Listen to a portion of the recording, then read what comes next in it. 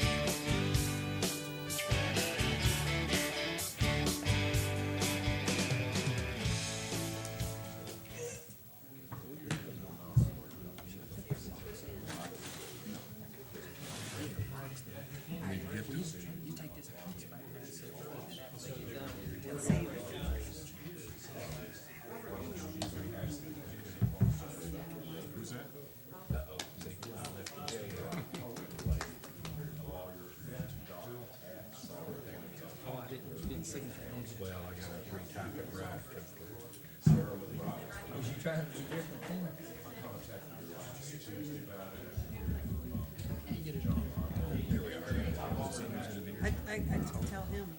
And she pays Sarah for So I'm in? Okay.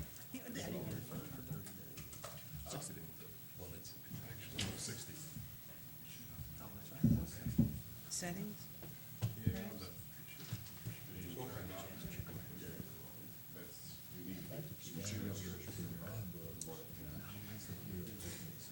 Oh, no. Mine's on.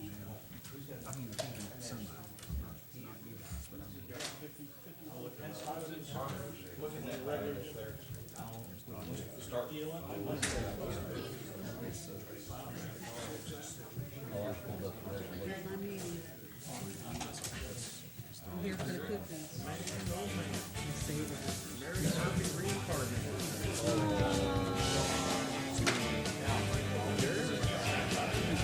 Jerry said he's gonna have some supper tonight.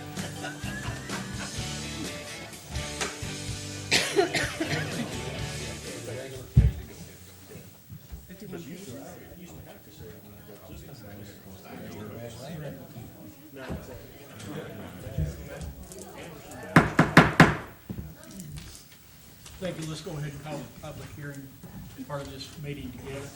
First, we're going to start with Steve Emmert reading the resolution for Dr. Caldwell.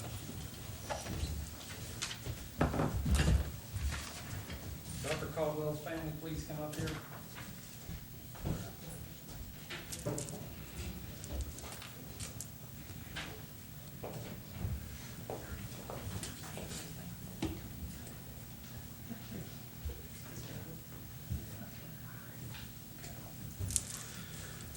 All right, bear with me on these. I get a little tore up sometimes, but we all hate that had happened, but we know what he meant to us in this county. So, whereas our dear friend and influential community leader, Dr. Gene Caldwell, passed away peacefully on March 4, 2017. And whereas he was known as a wonderful man who achieved much, wore many hats, and earned many titles and achievements. But to all who knew him well, it was not about Gene. It was about what he could do for you and what he could give to this community. And whereas his love for the community and the people he served was undeniable, he touched the lives of many in this community, and many are better people for having known him. And whereas his life was an inspiration for all of us, he was full of life and made a positive difference in many lives. Many worth causes, and the community he loved was so dearly. And whereas Gene truly lived his life knowing that in the end, it's not the years in your life that count, it's the life in your years. And whereas we all live in grief because of his passing, but we all live in thankfulness for knowing this great man and what he meant to our country. And whereas Gene's life may have ended, but his legacy will live on. Now therefore be it resolved by the Andrews County Board of Commissioners meeting in Clinton, Tennessee on this 20th day of March 2017 that we honor and forever grateful for Dr. Gene Caldwell, his accomplishments, and his service to the citizens of this county. Rest in peace, our dear friend, and may your footprints on our great county grow and your eternal legacy live on. Be it further resolved that we declare March 4th of each calendar year Dr. Gene Caldwell Day in Anderson County to honor him, his life, and our continued commitment to serve our citizens and to live our lives as he did by putting others first. Resolved duly and passed and approved this 20th day of March 2016.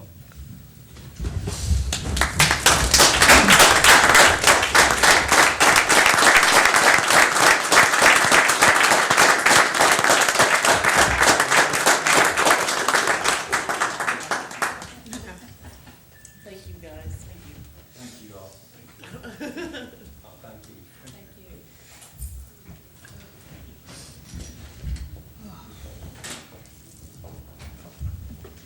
you. Next, we have Commissioner Wandale honoring the ACHS Navy JROTC.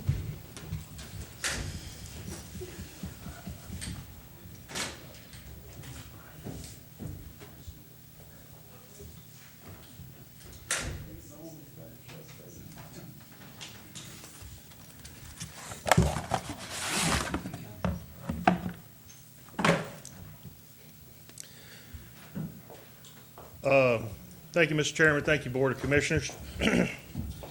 It's an honor to read this on behalf of our Anderson County Junior ROTC officers. Commander Mariner, would you like to have them all come up? I think that'd be appropriate.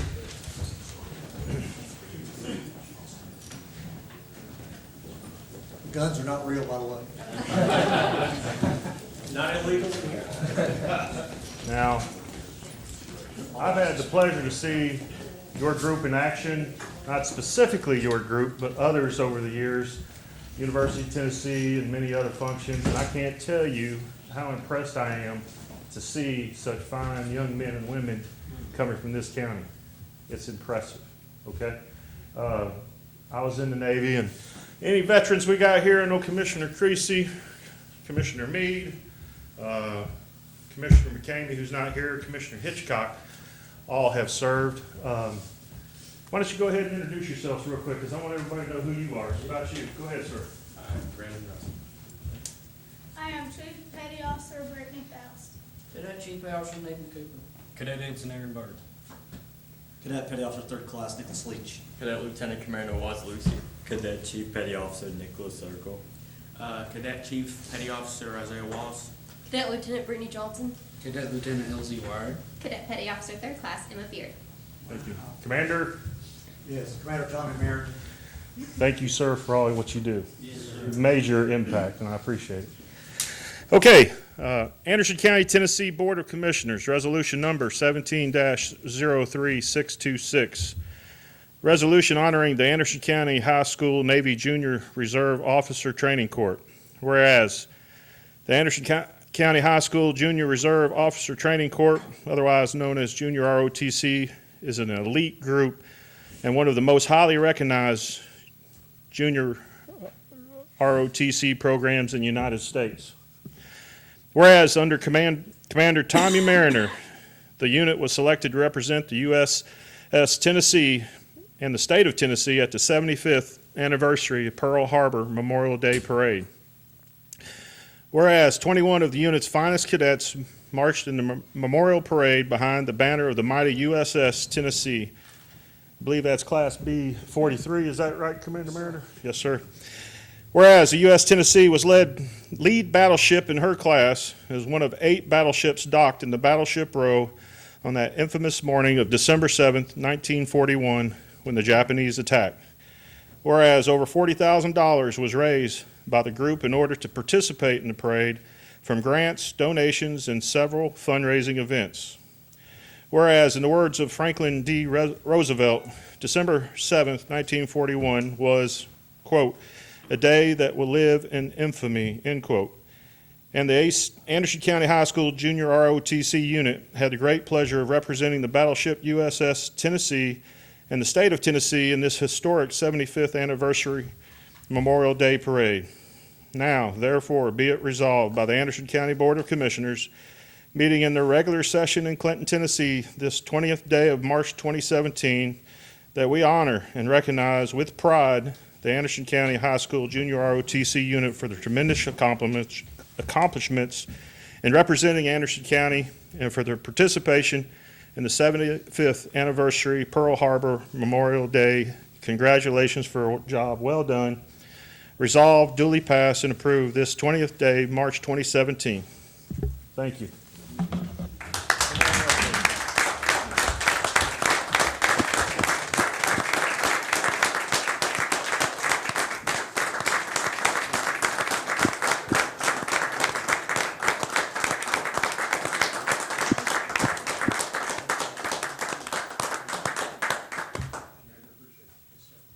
Commissioner Everett, with your approval, I've got a little presentation to go along with the handouts that I gave you. Each of the, well, not all of the cadets, but most of them will say a few words about our trip and let you know kind of what we did and the appreciation we have for the school board, the county, and all the people who donated money and their support to us in this effort. Go right ahead. Okay, Mr. Wazlewski. Good evening, ladies and gentlemen. I'm Cadet Lieutenant Commander Waz Lucy. I'm just going to briefly talk to you guys about travel and Sunday. So the day of, we got to the airport at 0600, 6 a.m. for you guys who don't know military time. All right, so we had 21 cadets that signed up to go. 21 cadets showed up. None of us had a problem getting up. It was a huge deal. We all loved going. We loved showing up because we're like, hey, Hawaii. So there we go. So 15 of us cadets, we were all 15 cadets. 15 of us were first-time flyers, including me. So getting on a plane was it's pretty sweet. We're excited. So we rode in a plane for about 3 hours from Knoxville, landed in Dallas, Fort Worth, and that's in Texas. Okay,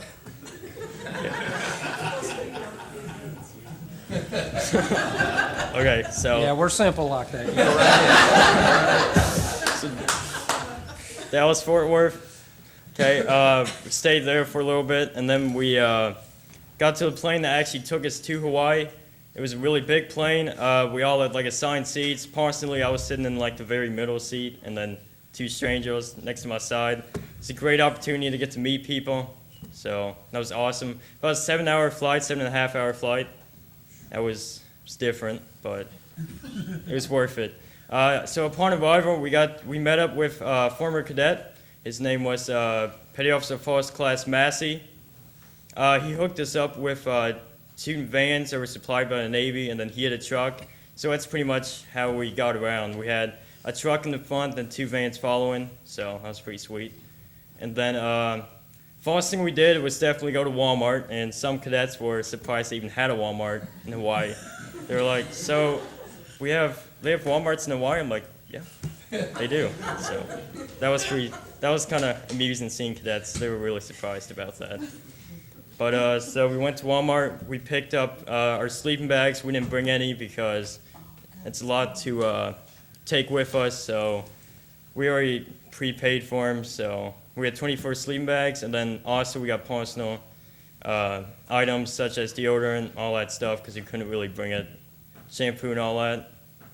And then we arrived at the Camp Pupukea, and we arrived there pretty late. We all came in, went into the mess hall, and the guy in charge, the gentleman in charge, he introduced himself to us.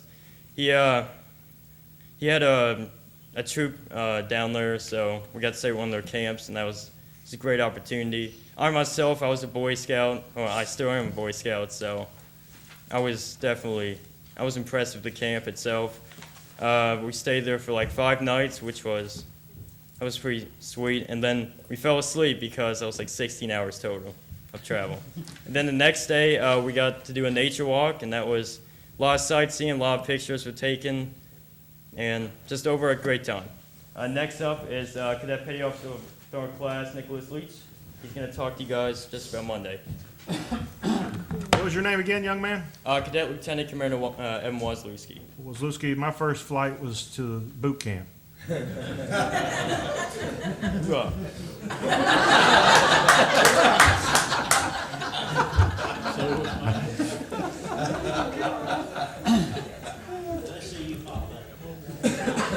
Yeah, I'm not going to do that, Greg. Hello, my name is Nicholas Leach, and I'm going to talk to you about what we did Monday. So on Monday, we went to Pearl Harbor and did what we went there for. We went and viewed Pearl Harbor, went and saw everything that happened that day. We went to the museums and saw the USS Arizona. We took a Navy ship out there, a small boat, which gained us the Sea Cruise ribbon, which is something that we enjoyed getting. Went to the Arizona Memorial, and we got to see the ship, and we heard the people talk about it, learned the history of it, and it's a very important thing for us to learn. And we then went and got the rifles and stuff to go do the parade, which we did on Wednesday. So next we're going to have Cadet Chief Petty Officer Nathan Cooper talk about what we did on Tuesday.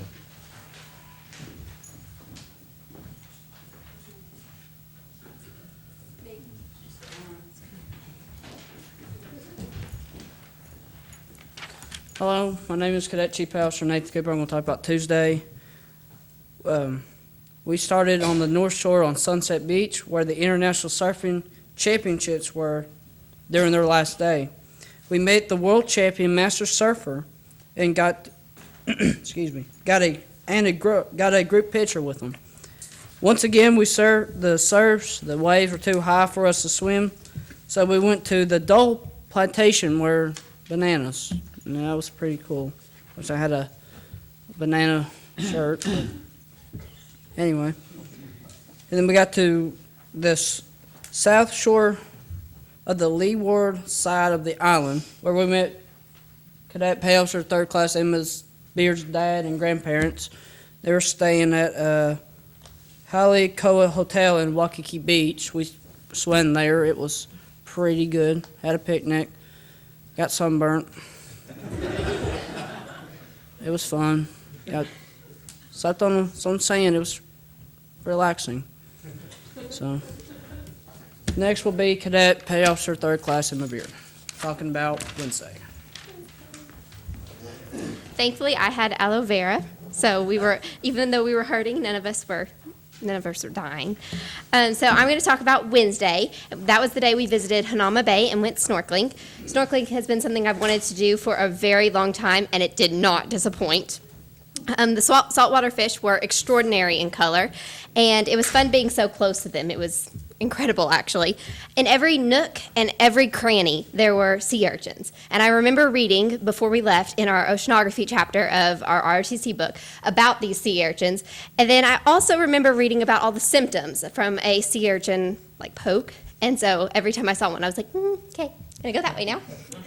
And then also I got to see an eel that day. So I was rounding a corner of, I guess, the reef, and then there was an eel. And it was like 5 feet away, and it was like 5 feet long, and that was a little bit spooky. And I was like, okay, yeah, gonna go that way. And then that day, I decided that I needed to up the number of push-ups and sit-ups that I was doing because ROTC PT did not prepare me for the ab workout that I got trying to maintain my body weight over the reef. And we were part of some pretty important historically significant events on that trip. But the part of my trip that was most exciting for me was snorkeling, just because of the tourists and, fish. Thank you. And next is Isaiah Wallace. Okay, Hello, I'm Chief Petty Officer Isaiah Wallace. So after the really incredible experience of snorkeling, we went to it's a Hawaiian word, I can't really quite pronounce it, Halikoa, the Halikoa Hotel, where we started to prep for the reason we went there, the big Pearl Harbor parade.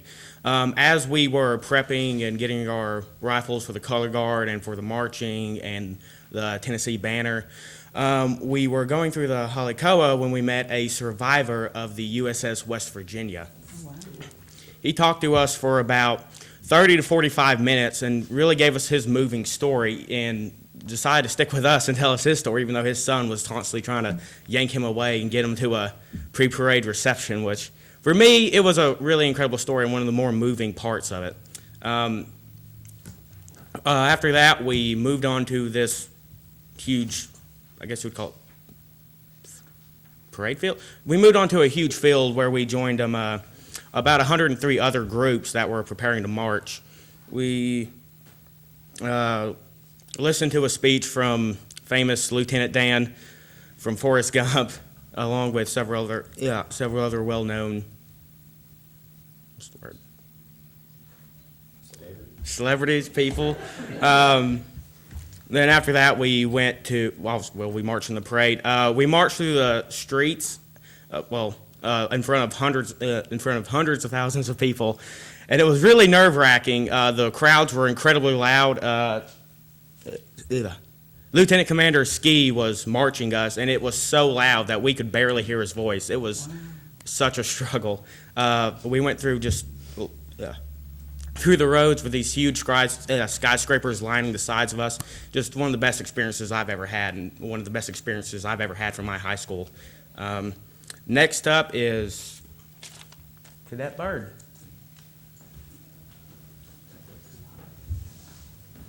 I'm Cadet Ensign Aaron Bird, and I'm going to talk to you about our day on Thursday.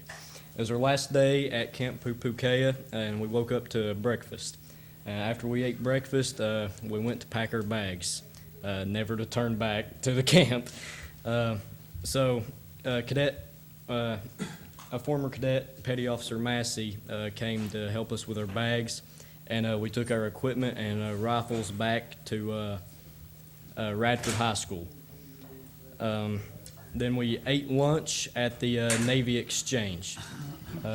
We found a nice little spot in Battleship Cove and watched the USS Stennis get underway. Our last event of the trip was taking a tour of the USS O'Kane, DDG 77, and that was great. It was awesome being on an active duty Navy ship. After that, we went to the airport and we got back on a Boeing 767 for another 7-hour flight back. Thank you. Thank you. Excellent. As you can see, I'm pretty proud of my group, and it was a wonderful trip. Thank you all for the proclamation. We certainly appreciate it. Thank you.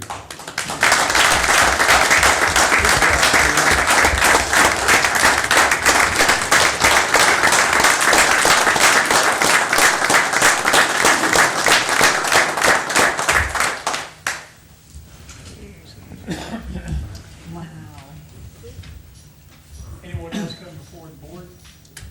And no other business, this concludes the public part of this meeting, and we'll have a 5-minute recess. Thank you. Wow. Good job, man.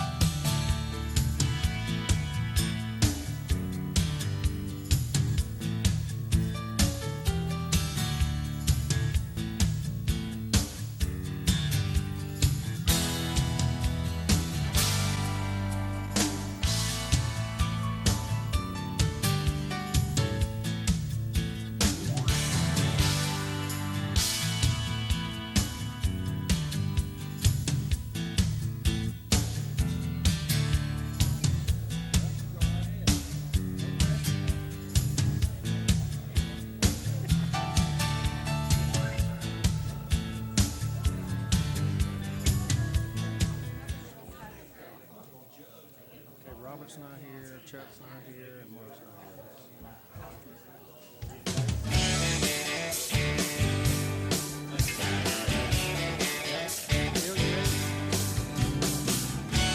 What'd you say?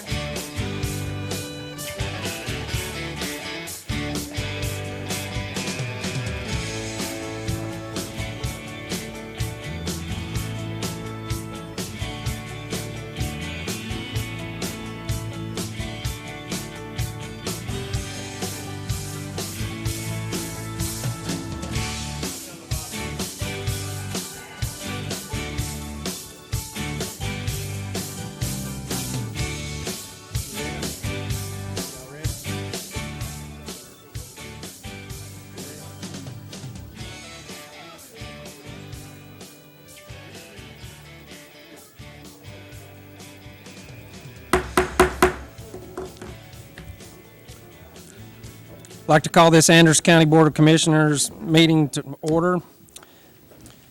Commissioners, please go to the board and register your attendance, please.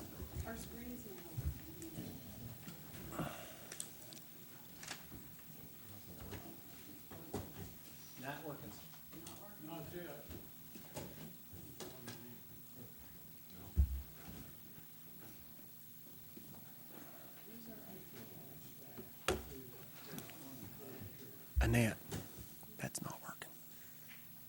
It's not on.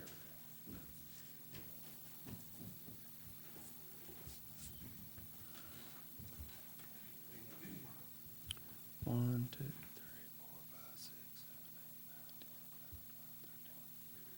9, 10, 11, 12,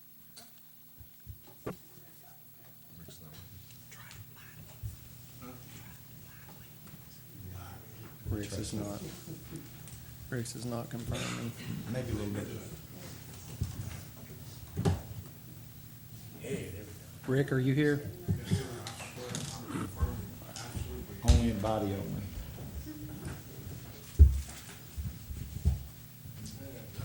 Okay, 13 present, 3 absent.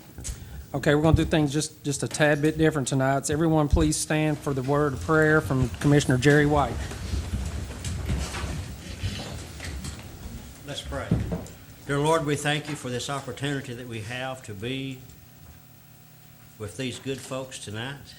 We pray, God, that you would help us to make the decisions based on our knowledge and based on thy grace. We pray that we would make decisions that would help each and every individual in our county. In Christ's name we pray. Amen. Amen. Everyone please be seated. Please be seated. Okay, the colors for today's commission's meeting are being presented by members of the Anderson County High School Navy Junior ROTC. Ready, The unit was formed in August 2001, and this year is composed of 130 cadets. March. Color Guard members this evening are Cadet Chief Petty Officer Aaron Byrd of Norris, Cadet Lieutenant Brittany Johnson of Clinton, Cadet Petty Officer Emma Beard of Marlow, and Cadet Lieutenant LZ Wyrick of Rocky Top. Please rise for the Pledge of Allegiance. Present. Colors.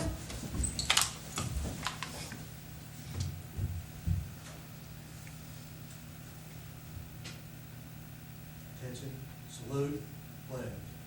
I Pledge allegiance to the flag of the United States of America and to the republic for which it stands, one nation under God, indivisible, with liberty and justice for all. Carry.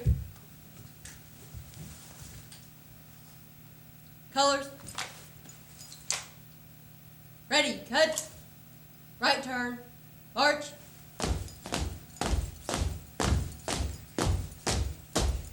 Counter march. March.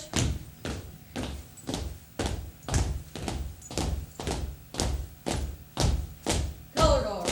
Halt. Ball out.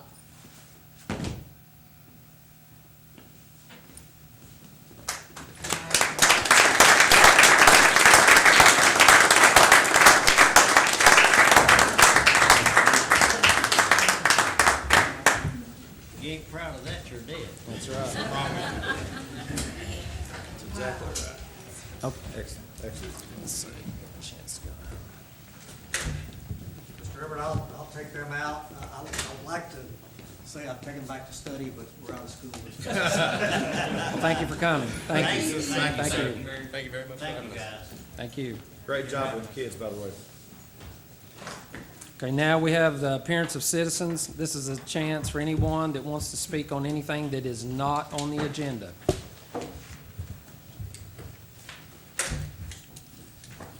Would you please state your name and your address, please? Terry Staten, 108 Mill Creek Run Lane, Andersonville, Tennessee. I was told I had 3 minutes, so I thought I'd better write it down. So pardon me while I read it to y'all. I'm here to discuss a problem that's actually costing Anderson County money: junk properties, eyesores. At the moment, there's no one willing to step up and enforce the cleanup.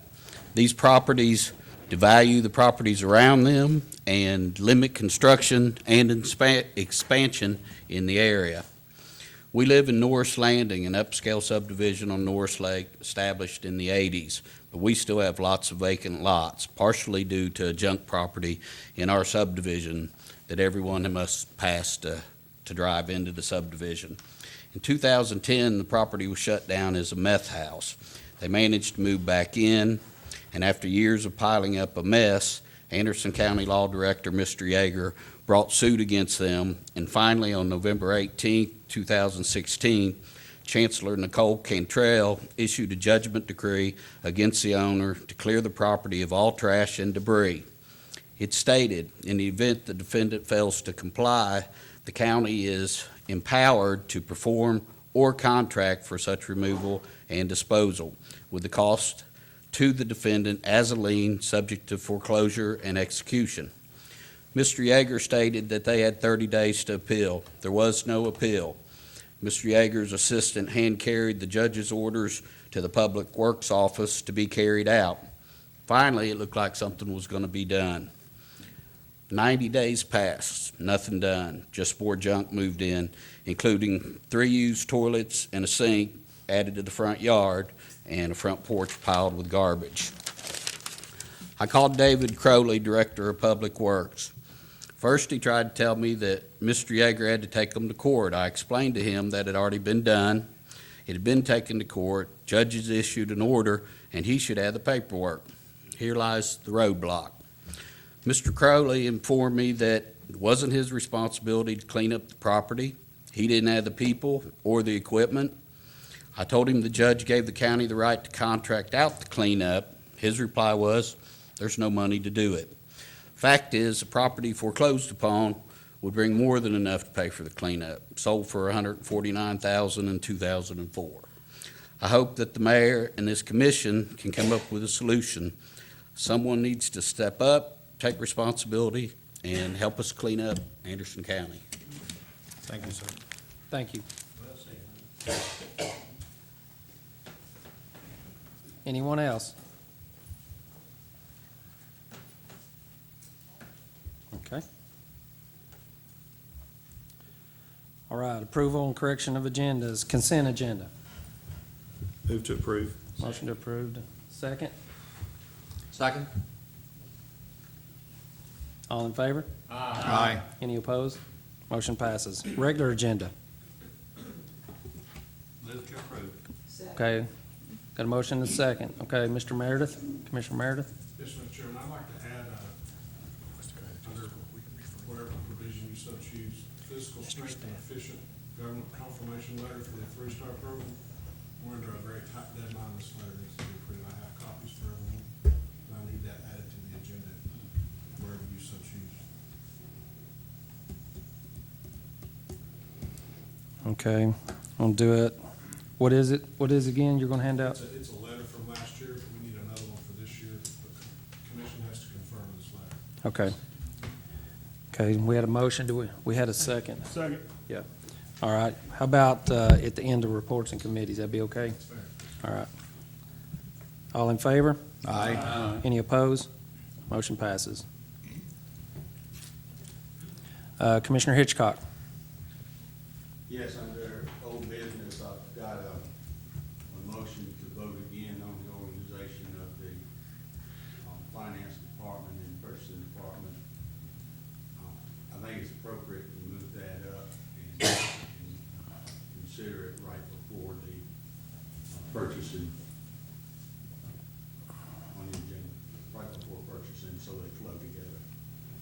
Okay, what's the will of the commission?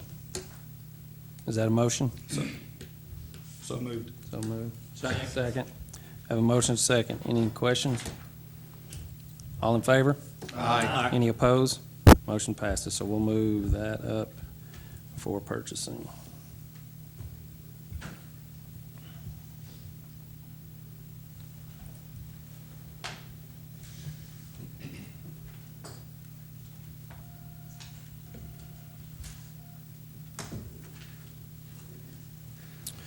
Okay, Commissioner Owanski. This isn't on the agenda, item. Okay. All right, so is this about the regular agenda? Yes. Okay. This is the first that I've heard of these folks' issue, and this is one of the challenges that Anderson County has, is that there is no fund, and if they're here tonight and you're willing to put it on the agenda and appropriate the funds, then we can, I don't know how you could do that, but if you set a limit perhaps, then we can go ahead and I can talk to the Public Works Office and we can get that going forward. Okay. I think that's what Commissioner Owanski. Commissioner Owanski? Yeah, normally we can't take action on items like this in our meeting, but we can refer it to a committee. And I move that we refer that item for discussion, bring back a recommendation to our next commission meeting to operations. Okay. Second. Have a motion second. All in favor? Aye. Any opposed? Motion passes. Okay. Thank you, Mr. Stanton. Okay, Commissioner Creasy, is this on the regular agenda? It is. I didn't ask when Mr. Meredith was speaking. Did he say that he had handed out a copy of the letter to everyone? He's going to. Going to. Oh, going to. Okay, I was looking and I Okay. didn't find it. And very All right, good. we have a Thank motion you. and a second. Okay, we have a motion second. No other changes? All in favor? Aye. Any opposed? Motion passes. All right. And, Yes, no, sir. I'll save that comment until the committee meeting, but it's in regard to the issue that the mayor brought up and our visitors brought up. Okay. I think we have a plan in place already to take care of those issues. Commissioner Meade? Move to approve the agenda as amended. Okay. Motion, a second? Second. All in favor? Aye. Any opposed? Motion passes. County Mayor.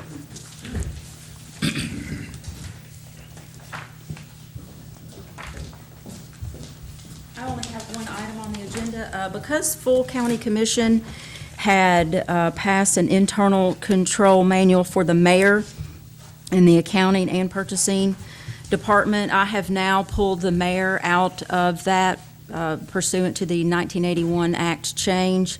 And so I just was requesting an official motion that the county mayor has developed a separate internal control document for the county mayor's office that is separate from the accounting and purchasing department internal control document. We raised this issue at the Finance Committee, but because that does not come up here for motion, and because the full commission voted on that internal control document in June of 2016, that's why I was asking for this motion. Okay. What's the motion request? What's the motion request? That the county mayor, just an acknowledgement that the county mayor has developed a separate internal control document for the county mayor's office that is separate from the accounting and purchasing department internal control document. We haven't seen that yet, have we? No, but I don't, every department has to have their own, but I think you only have to do for the accounting and purchasing is my understanding. So why do we need to vote on this? I mean, if every I department- just would like an acknowledgement that mine is separate because of the 81 Act. I'm no longer, the motion that you all passed has a combined, it says mayor, accounting, and purchasing, and it has the mayor over the functions of accounting and purchasing, and that is no longer the case, and I just would like an acknowledgement that that's no longer the case for that internal control document. Can I ask Natalie, that was discussed at Finance, and that'll be taken care of as we put the new implementing procedures in place, is that correct? Or how does, I think what's she's your- talking about her elected position It's my understanding, according to CTAS, that every elected office has to have their own internal control document. Okay. Right. So part of the 81 Act is that internal control document will change as a result of purchasing and finance being structured however it's going to be structured as a fiscal year end. That's a requirement Okay. for the audit. Okay. Is that it? Commissioner Yeager? That really took care of my question, thank you. Okay. Commissioner Warfield? Is this something that we need to see what is in the document, in the internal control manual? I mean, are we passing this, or is the motion going to be? No, it's just that to acknowledge that you've got one different? than- Yes. Okay. Like Tim Shelton has one, and Jeff Cole has one, and every different department has their own, and you don't approve all of those. Okay. Thank you, ma'am. Yes. Commissioner Meade? Yeah, I went to some of the CTAS training on this, and it's true that all the officers have to have their own, or their own plan, okay? But I also believe what I has heard is that all those plans must be compliant with a general plan for the county. So the county will have a general plan that these things all have to meet, and then the finance department, the mayor's office, the county clerk, everybody's plan has to be compliant with that plan. Okay, thank you. Commissioner Isbell? Thank you, Mr. Chairman. I think that's one of the things we're taking up in Charter Commission. As each and every clerk comes up, as we ask them, you know, if their structure, if they agree with that, and if that's why they want to maintain it. So I think this would fall in line with that. Okay. Thank you. Anyone else? Is this something we should refer to a committee for discussion before we vote on it as a whole? Because it's,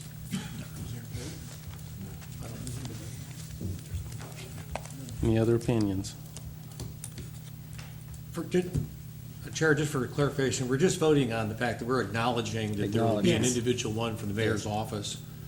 And that right now, this is all being done as part of an implementation plan for this whole process. This process only started with state laws last year, and it requires an implementation over time. The Charter Commission thing is way down the road. That's at least 4 years away. And so if all we're doing now is saying that she's going to have a plan that doesn't include the finance office when it shouldn't, I don't have any problem making a motion to acknowledge that this is the way it's going to be, but go on to say that, that all the plans in the county eventually will have to comply with the county's plan that will have to comply with the state laws. Second. Okay, motion and second. All in favor? Aye. Any opposed? Motion passes. Thank you. Thank you. Law Director, Mr. Yeager?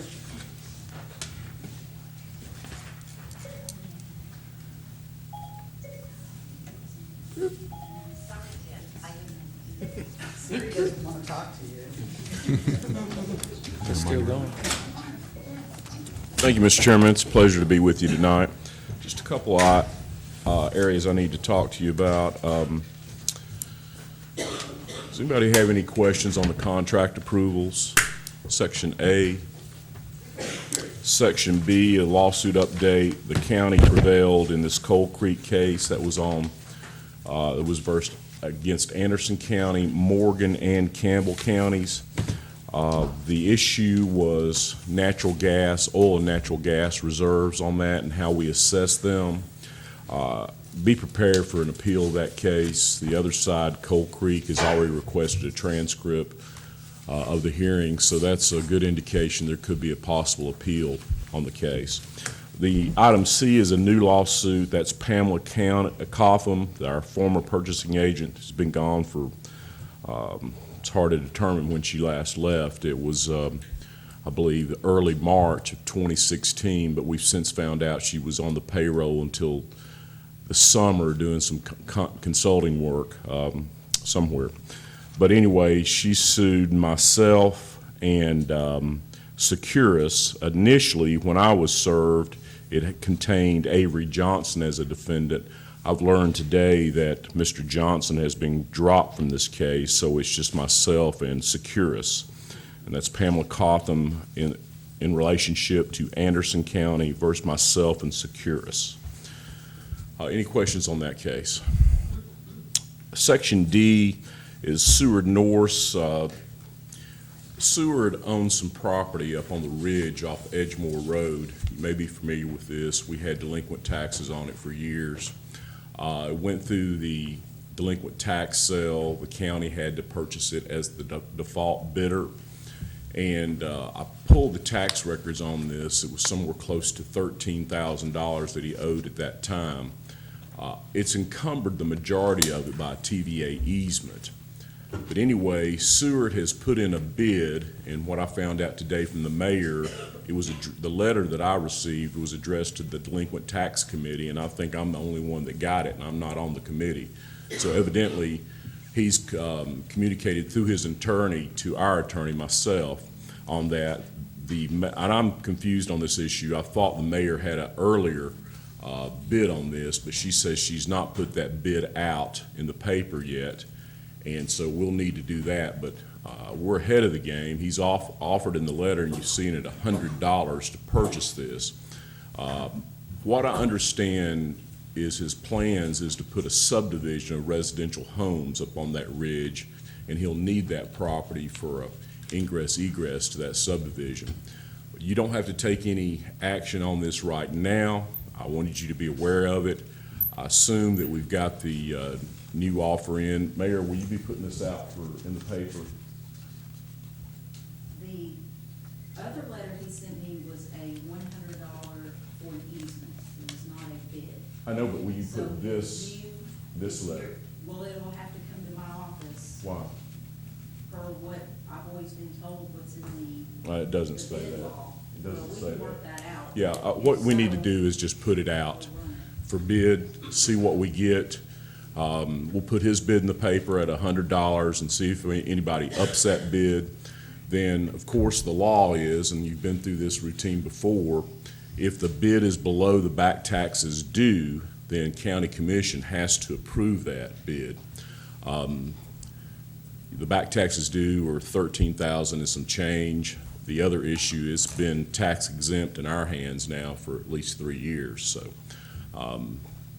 that's the situation on that. We're not asking for a vote tonight. I did have it on the agenda. You have a copy of his letter. I will go ahead and distribute that to the other members. If you did not get that letter as part of the Delinquent Tax Committee, I'll send that out tomorrow and make sure you've got that. But again, it is under my report. Any questions on that? Yeah, Seward Commissioner Norris? Warfield.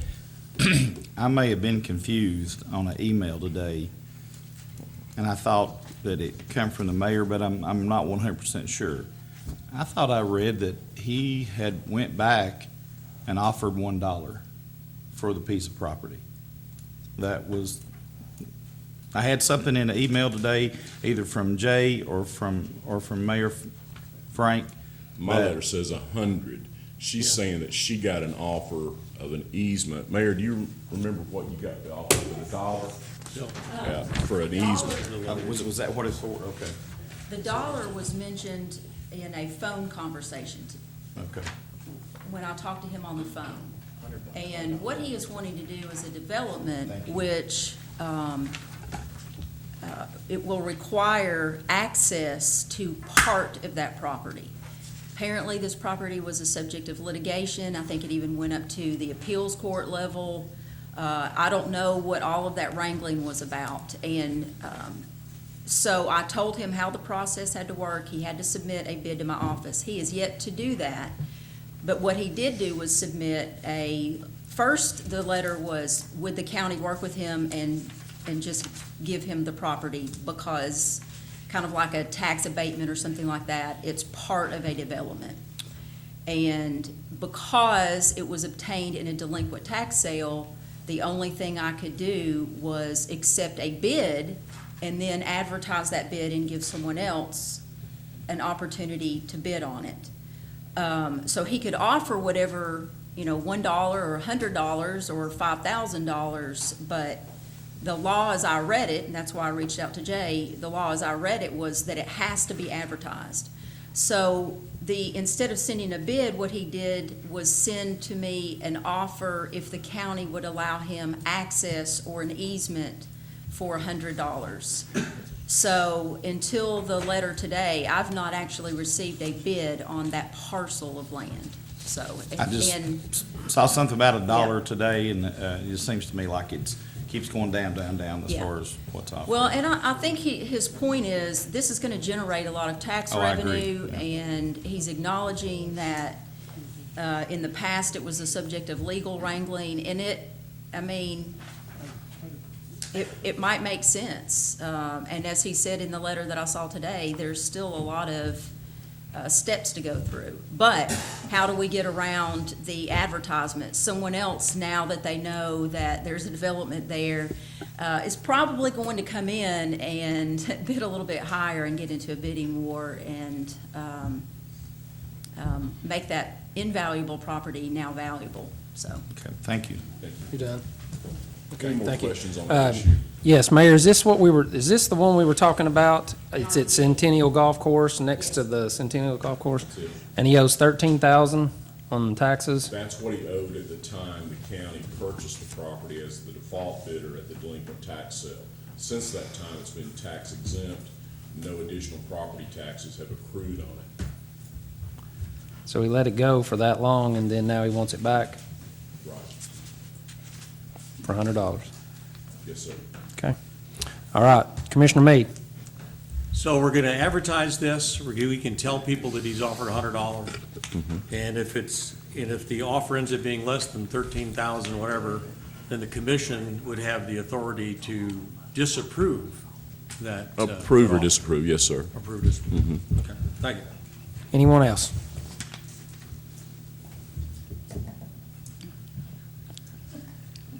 Mr. Creasy. Yeah, that was on the tax sale for a couple of times, and I attended those tax sales and looked at possibly bidding on it myself. At that time that I looked at it, there was some dead areas in the Emory Valley area and down between the marina and the Elks Club where there wasn't good cell service, and I was looking at that as a possibility of improving cell service in that area. I contacted TVA, and I think that we may ought to contact TVA before we take any further steps on this. They have quite a bit of easement, if I remember correctly. You are correct. I've contacted them before on this issue. As you say, it's been going on for several years. And a lot of the property is encumbered by an easement, a TVA easement. And could we legally give an easement across that No, property? we can't give, Across TVA's we can't give easement? the easement. It runs with the land. It's a recorded easement. So if we transfer it, we're not releasing the easement. It runs with the deed. Everybody follow me on that? Yeah, I was aware Yes. of that. That's Yeah. one of the reasons. And of course, So whoever gets it, cost gets of an the easement with property it. was another TVA reason I easement. didn't bid. Yes, sir. You're correct. Okay. And it's about 8 acres, if I remember correctly, I think you're correct. Somewhere close to 9, yeah. prime property. Yes, sir, except for the TVA easement. Yeah. Okay, that's it. Thank you. The only other things I have is the lease approvals. They're under the Operations Committee tonight. There was not much discussion on that at Operations. If you want to, you can take them up here now. I went back and looked at the County Commission motion on this by Commissioner Isbell, and it listed 3, Community Mediation, VORP, and CASA. The VORP program is under community mediation now. They're both housed in room 115 on the first floor. They share that suite of offices. I believe there's 3 offices back there. So we don't need a separate lease with VORP. What I've done is prepare 2 leases, one for community mediation and one for CASA. You have both of those if you want to approve them. They are exactly what the motion requested. That was $1 per year. Although there is some insurance-related matters, as brought up before in there, that they have to have insurance, some daily maintenance. We're not responsible for the trash pickup and things of that nature, but it is $1 a year. It includes us paying the utilities. Any questions about those? And you don't have to take them up now. You can take them up under operations, but I don't think it's on your agenda, is it, Commissioner? No, it's Meade? not. The, I would move that we go ahead. This is exactly what we asked for. It's been prepared. And I would move that we approve both of these leases for $1 a year. It's important to always have a lease. And for a long time, we haven't had a lease on a property. And anytime you have rooms or property that's leased, regardless of if it's just verbal, it just gets it can be ugly. Nobody knows who's responsible for what. By having this document in place, we know who's responsible for cleanup. We know who has to take out the trash. We know who is responsible for certain things. And it also makes the $1 makes it a legal binding contract under Tennessee state law. And so I think we asked for it. It's been delivered by the law director. And I recommend that, and I make a motion that we go ahead and approve those 2 leases. Motion and second. Any other discussion? All in favor? Aye. Any opposed? Motion passes. Any additional questions from my office? I thank you for your time. Thank you, Jay. Elected officials. Gary Long. Gary Long?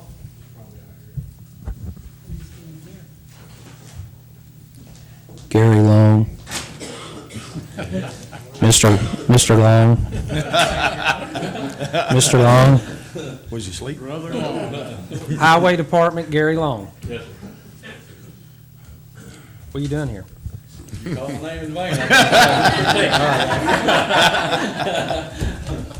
Commissioner Scott. Thank you. I've asked Mr. Long to step up this evening.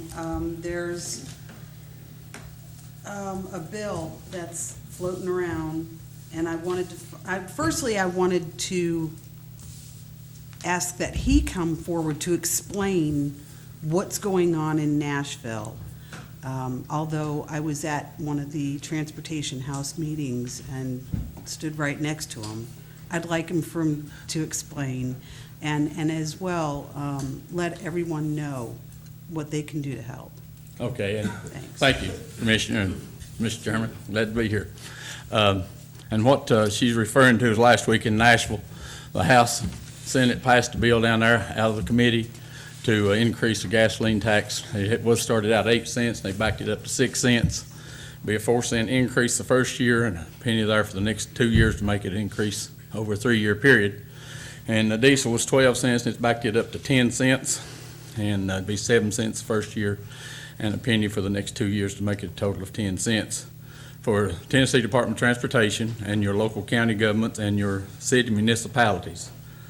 The Senate, Senator Norris was a sponsor on it, and it came out of the committee with 1 no vote, and everybody else voted for it. And we'd like for the representatives to get behind this bill and adopt the same bill and hopefully pass it and put it into action July 1 to give your local highway department and your local cities money, and TDOT will have money to do a lot of projects. They've got a list, I don't have it on the top of my head, but they've got a list out of the bridges on a local level that they'll work on.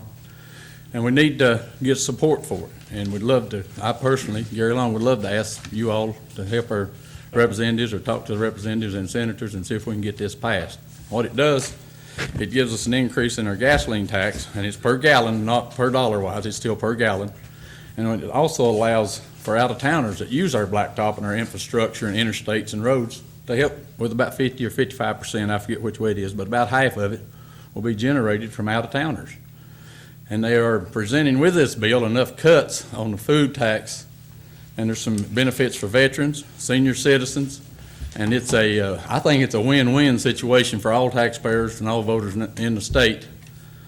They're getting more cuts than there's increase, and that doesn't happen real often. But this is one time that it's going to help the locals, going to help state interstates, it's going to help TDOT, it's going to help increase the funding, and half of it's on out-of-towners, out-of-staters, and then the in-state's going to get a benefit. There's more cut in this bill than there is generate income. So it's just I think, an outstanding bill if we can get it passed. Appreciate your help.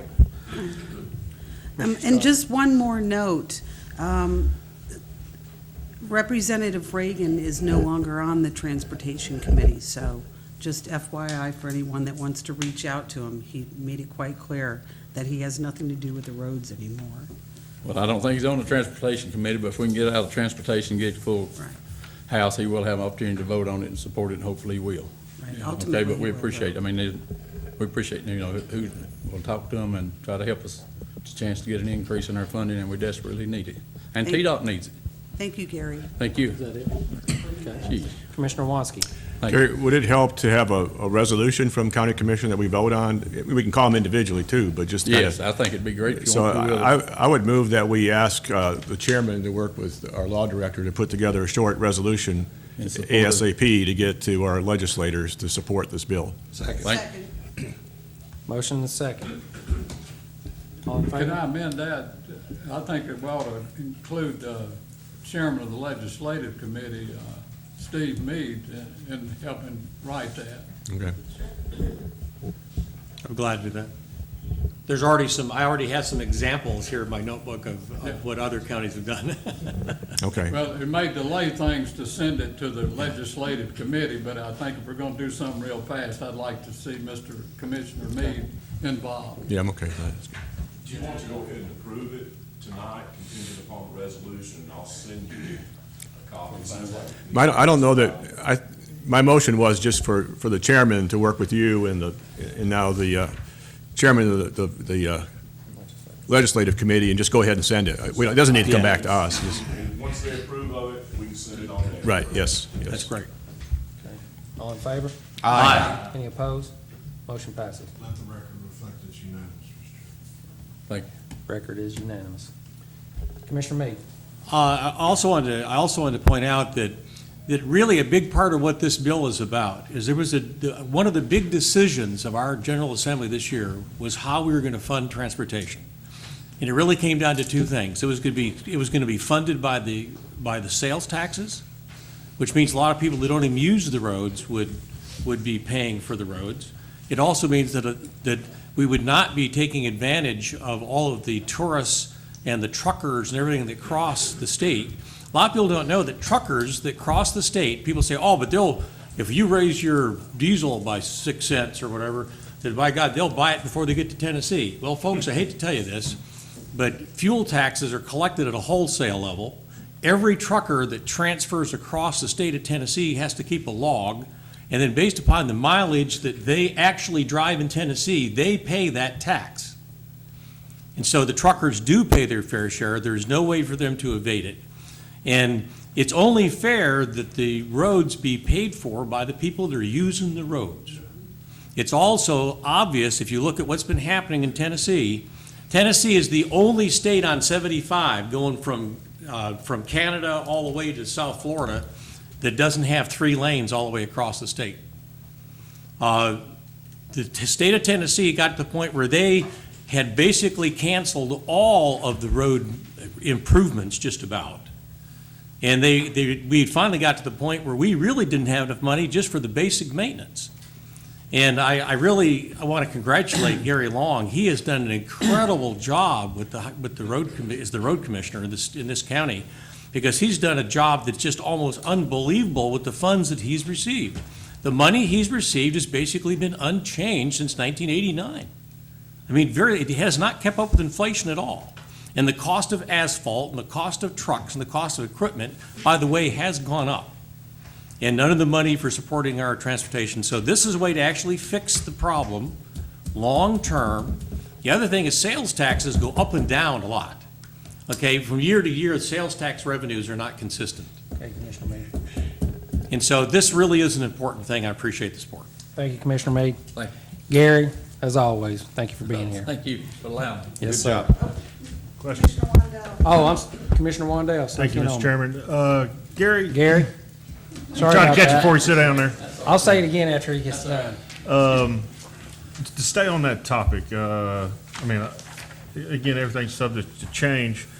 Mixed in with all of this transportation gas tax, I guess, is a proposed 1% decrease in the haul tax, a full 1% reduction in the grocery sales tax is kind of what I heard last. But I just wanted to go over these projects. It's not to say that these are going to be the ones, but I just wanted to read these off for the folks at home. If the money's come in and this new sales, or excuse me, gas tax money's come in.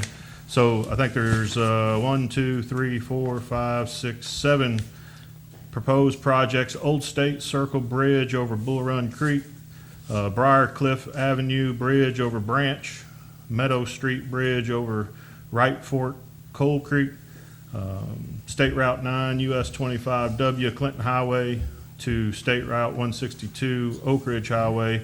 That's the big one, the 6.8 or 6.18 miles, 88 million. US Highway 25W Bridge over Bull Run Creek, State Highway 61 Bridge over Brushy Creek, and some instrumentation at State Route 61 Antrim Highway exit 122 interchange. Does that sound? It does. That sounds pretty accurate. And one thing, in conjunction with what Commissioner Meade said, Tennessee, TDOT, they pay for their roads as they go. They don't have toll roads. They don't have bonds. They pay for them as they go. And the inflation has far exceeded the revenues. And that's another thing that TDOT's really got involved in. The governor's trying to push this and get us some money to help TDOT also. I mean, we're all in dire need of it. And these projects he's talked about are some that they're going to do here in Anderson County. And they've got another list. You can get it off the website, I'm sure, that tells what list that they're going to do in each county, providing they can get the increase in funding to do it. And then, Gary, I don't know if you have any updates. Do you have any updates on the interchange over there at Claxton, or any updates over there at all that you might know On the of? Raccoon Valley Yes, sir. side, Yes, sir. they've got some safety spot grant money they're going to do some of that with over there and expand and widen it on the side that the produce is on. If you're going southbound, to be the eastbound side. And then they have anticipated putting a turn lane in over in front of Claxton School as you go south on State Route 9. That's all TDOT, and they're doing all of the design and the work and the funding, and that's under And that's some of the separate safety. from this stuff? That's separate from this, yes. How- I how think it's s- going to happen anyway. How soon do you think I mean, if you had to guess? I'd say I'm going to say 6 months, but I don't know. But that's, and it's like I say, it's their design and stuff, and I'm guessing to be 6 months. Thank you. Appreciate it, Chair. Thank you. Commissioner Warfield. Sorry. That's no problem, man. I'd heard that there was a grant for school zones for flashing lights in particular.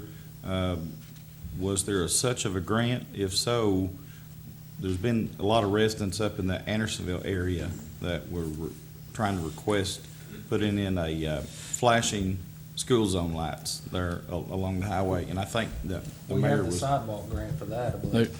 There is a sidewalk grant there around the school, and there's some kind of conversation going on about, and it has to involve TDOT because you've got the highway out there in front of Andersonville. I think that's the last campus not to have a flashing light secure for the traffic. Mr. Fogarty with schools has kind of got some information on that. And I think it is some kind of state grant that would tie into that. Okay. Other than that, I believe you're correct. Okay, I'll check with Joe. Thank you, sir. Mhm. We're just waiting, Jay's helping us with the closing on those properties, and then it can proceed and go out to bid. Okay. So that's Sidewalk. where we are, and there are flashing lights that are in that grant. Okay. Commissioner Meade. Thank you. Yeah, on a completely different subject. I was gonna bring this up under operations. We were forwarding a resolution without recommendation, but it directly relates to Mr. Long. It has to do with an acceptance of the proposal of the Tennessee Department of Transportation. I think you've seen this, Mr. Long. Okay. 1703-623 proposal. Is that still tied up because they're looking at legal issues? The last I heard is that Sarah McBride of the TDOT Strawberry Plains office was looking at some of the wording on that. Okay, yeah, and if you're talking about this over here at Claxton School, and there was Yeah, well, some kind of a it legal. includes a federal project, a state project, and the intersection there at State Route 170 and then State Route 9, Edgemore Road, Clinton Highway. Yes, and that's the intersection. And there was some question as to why we had to accept this. And there was also some things about how once projects were done, the county took on all financial responsibility for those projects. And I know the law director brought this up once. Mr. Yeager, do you have a comment on this? Yes, sir, thank you.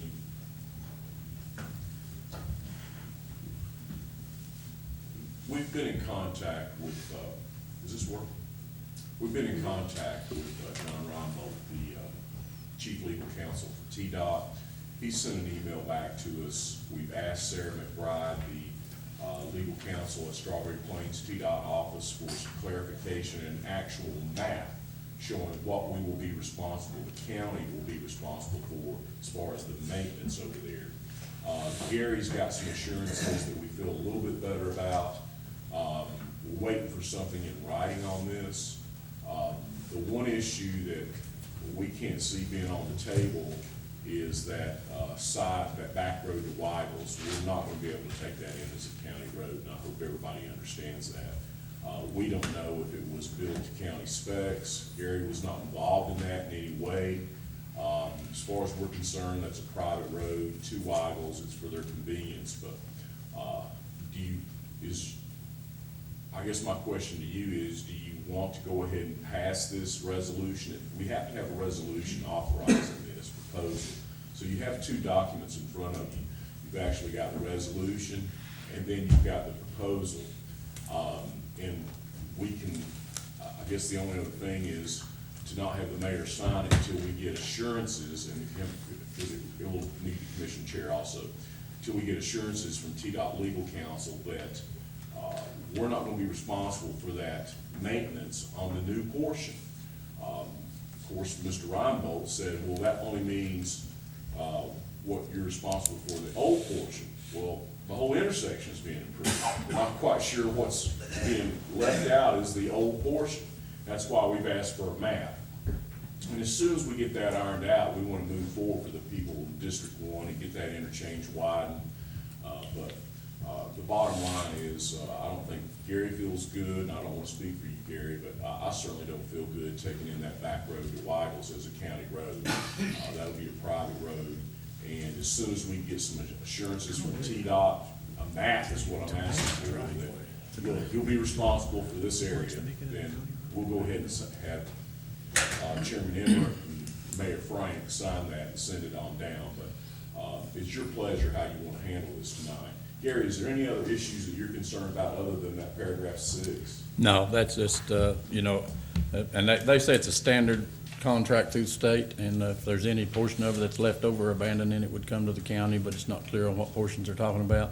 They're gonna do an upgrade on the traffic lights because they're gonna add more lanes coming out of the east going west, which will end up being with the, I guess, with the mayor's office, since they're in charge of the traffic lights now, and they're gonna enhance and improve the school lights, which will end up back with the schools to maintain the flashing lights as they do now, in my opinion. But I guess we're needing clarification from them, because they've sent a letter that's a little bit foggy as to who's gonna be responsible for it. We've actually seen this before, and I think when, like on Old Lake City Highway, we've seen this before. Well, there was a clearly defined stretch of Old Lake City Highway that went back to the county, and we do maintenance on it. But this is not clearly defined on what areas in this interchange are gonna fall under the county maintenance agreement. And I think I promised operations I would ask the question about those lights. At this point, unless I get something else from TDOT, we're gonna be responsible for the lights in that interchange, even though they're gonna be upgraded. We'll still be doing the maintenance on those traffic lights and the school lights there. Okay, as far as resolution, is there any hurry? I mean, do we have to hurry up and get that out? Is that something we can get drawn up I'm and gonna get defer into to the commissioners in District 1. That's very important for their residents. If, Tracy, you're the only one here tonight. If you want us to expedite this, we can pass something tonight contingent upon us getting satisfactory evidence back from TDOT on exactly what is going to be defined as our responsibility of maintenance on that. But we do want to move as quickly as possible for those residents in Claxton, Powell area. Commissioner Wandale? Thank you, Mr. Chairman. Thank you, Jay. And Gary, obviously we need the upgrades. They're going to have to upgrade, but, I have a hard time understanding why our county is responsible for the lights at a crossroads of highways that are owned by the state. Why do we have to encumber that? I can understand if it was one light. Once upon a time, many years ago, it was a stop, four-way stop maybe, and then we did this one light. But now we're talking about adding a lot of lights You know, I know it was a hassle when it was just the one light for the mayor's office. This isn't something Mayor Frank did, it was prior to her. But I don't think it's fair to the mayor's office. I don't think it's fair to our taxpayers to have to pay for these lights. And I don't know why we should. I mean, let me ask this question. They do the upgrades. They don't put the lights in. What happens? We got a problem. No, we don't have a problem. The state of Tennessee has a problem.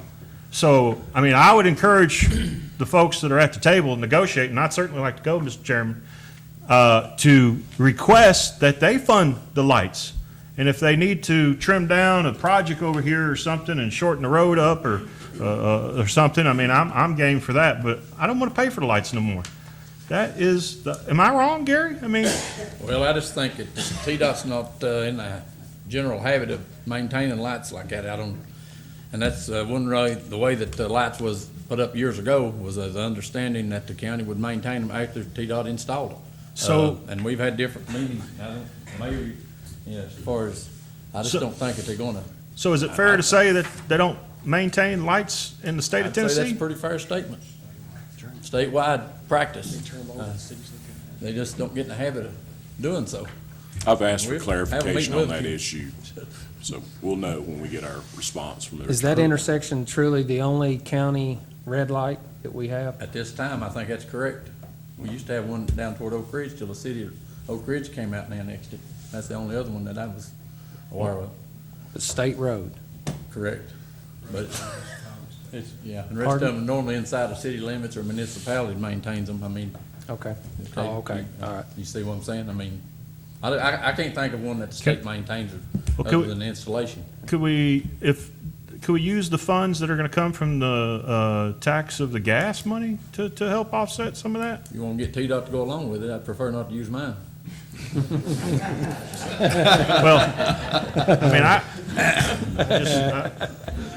I mean, I'm just, yeah. well, I mean, I'm just let's do this. How about, I mean, I'm for, obviously, we gotta have the safety, right? I mean, the Sure. folks need to be able to turn, and they can't turn, and it's backing up way down on Raccoon Valley, and it's causing problems.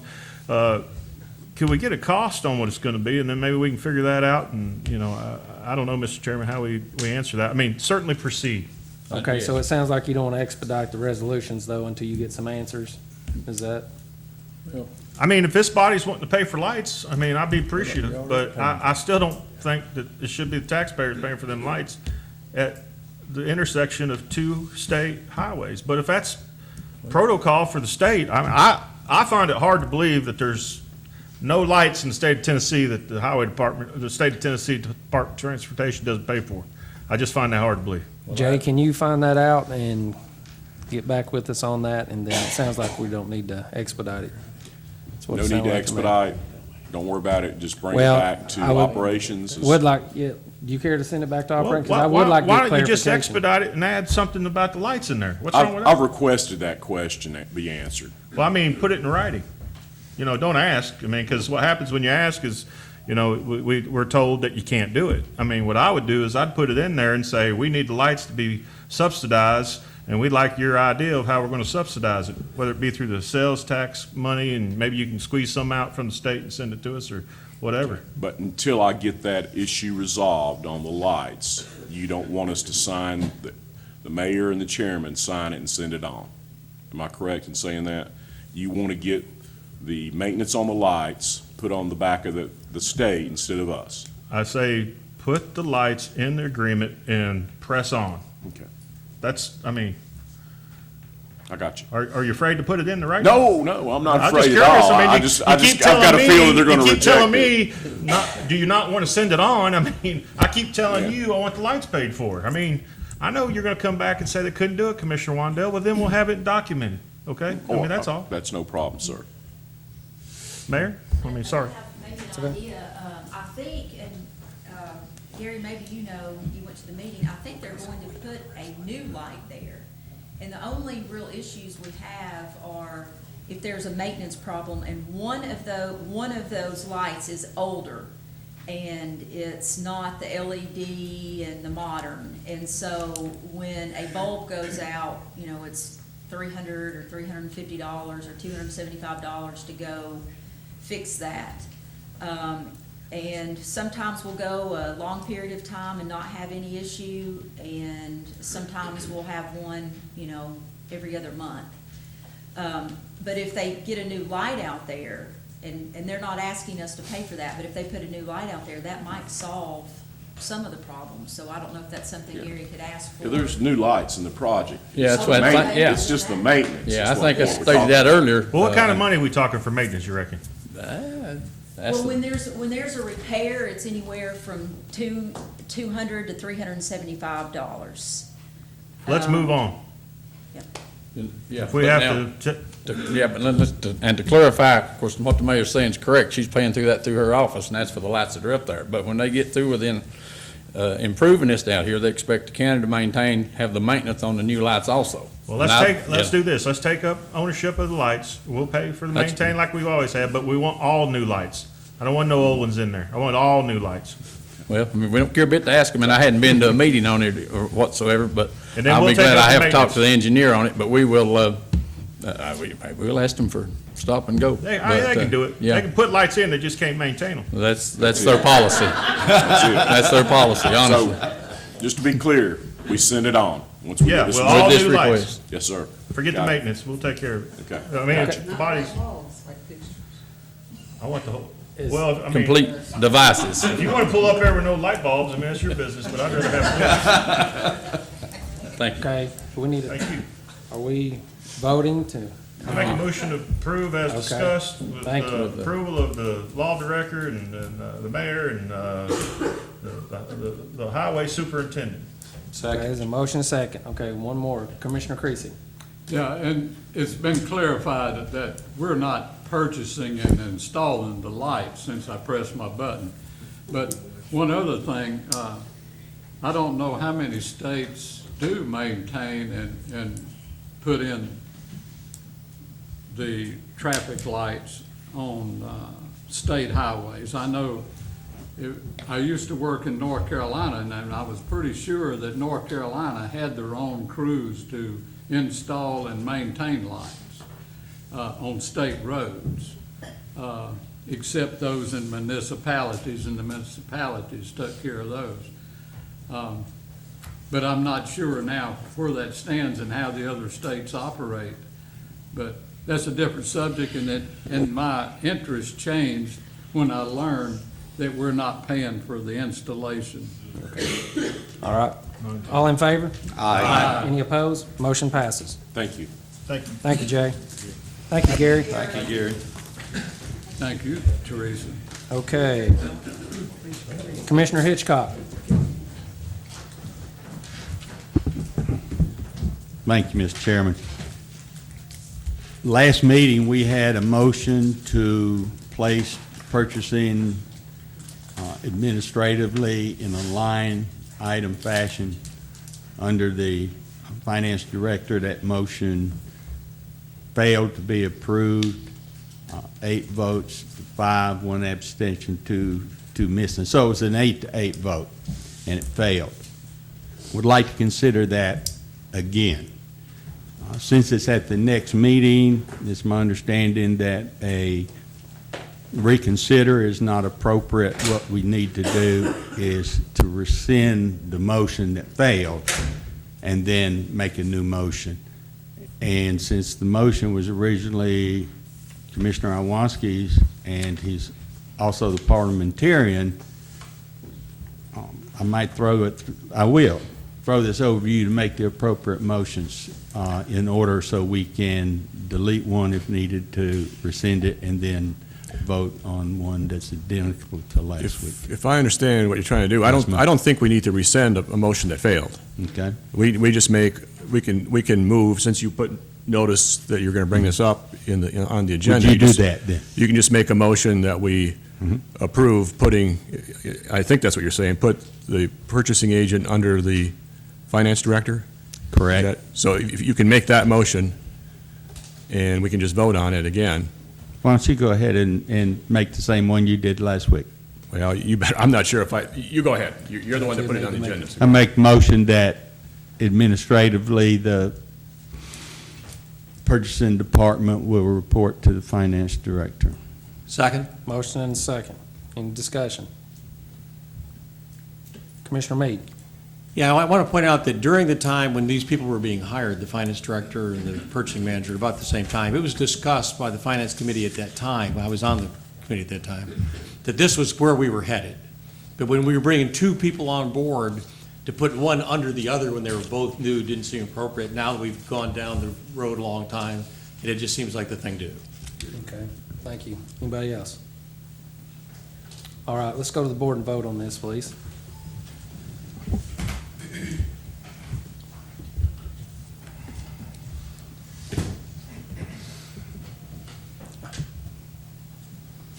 Uh, 13 yes, motion passes. Okay. Thank you. Purchasing Department, Batoni Foreman.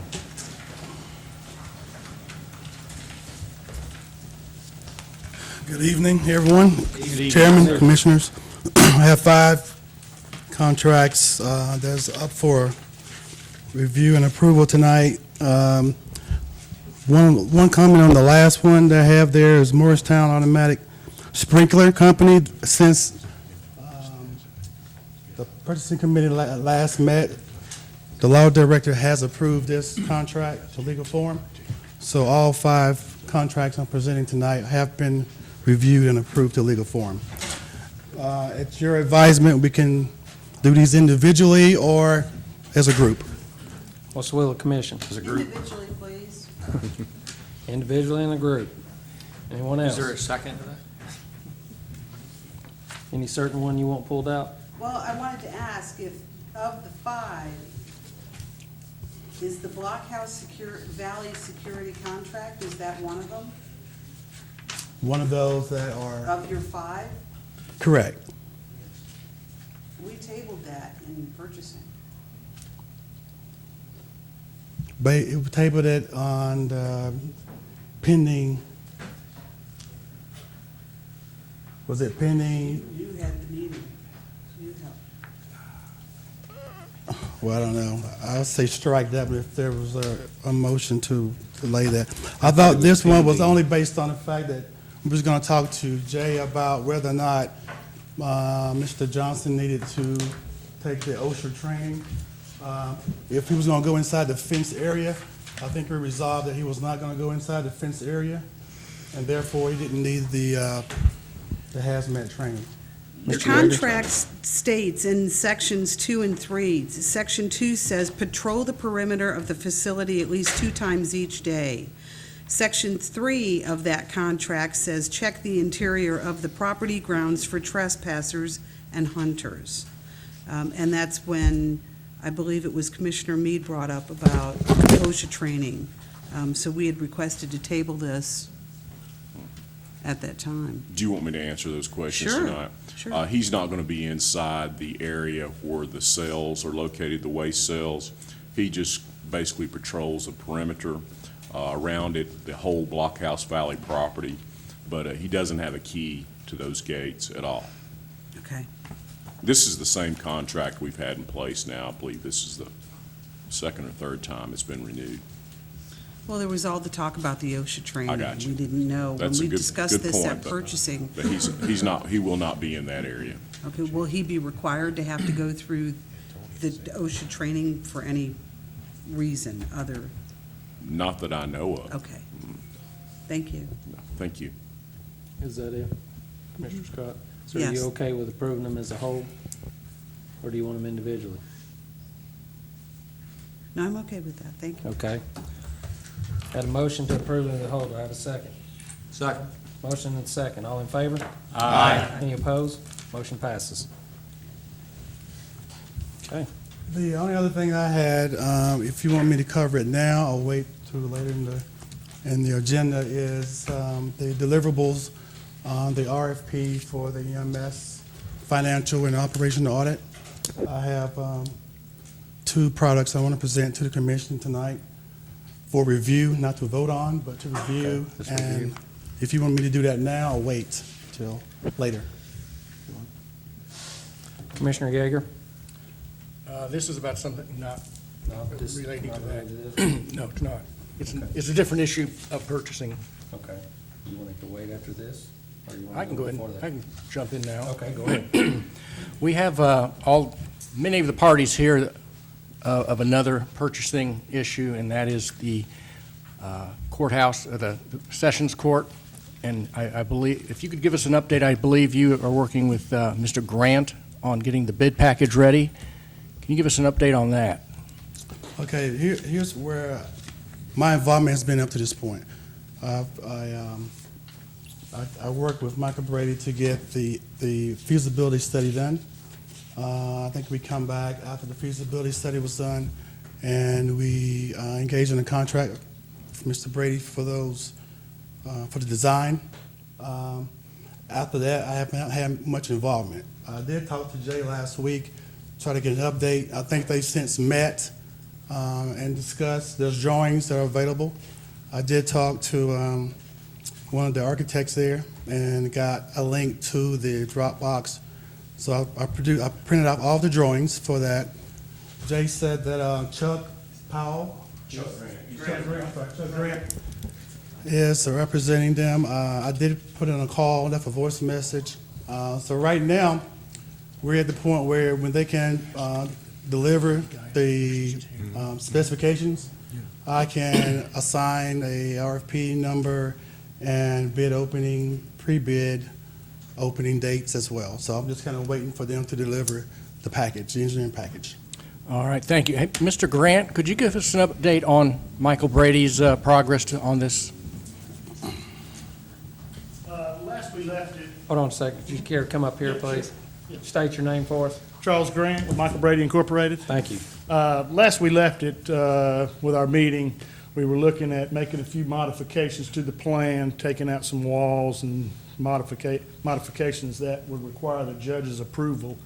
We have not received that approval yet. And on another facet, we've been talking with the state fire marshal. He unfortunately was on spring break last week. We just got in touch with him today. We have some information in front of him to verify a location of a firewall situation that will have to separate the courtroom sessions from the Montessori school there. Is it necessary that the judge makes his input? If we want to bid the project as designed with the additional walls being taken out, the Sally Port where the prisoners will be moved instead of through the corridor into the courtroom and kept in that room. Now, the last discussion was we might be able to take those out, obviously saving some money, but we'd have to do some maneuvering of the prisoners down the main corridor. We can bid it either way.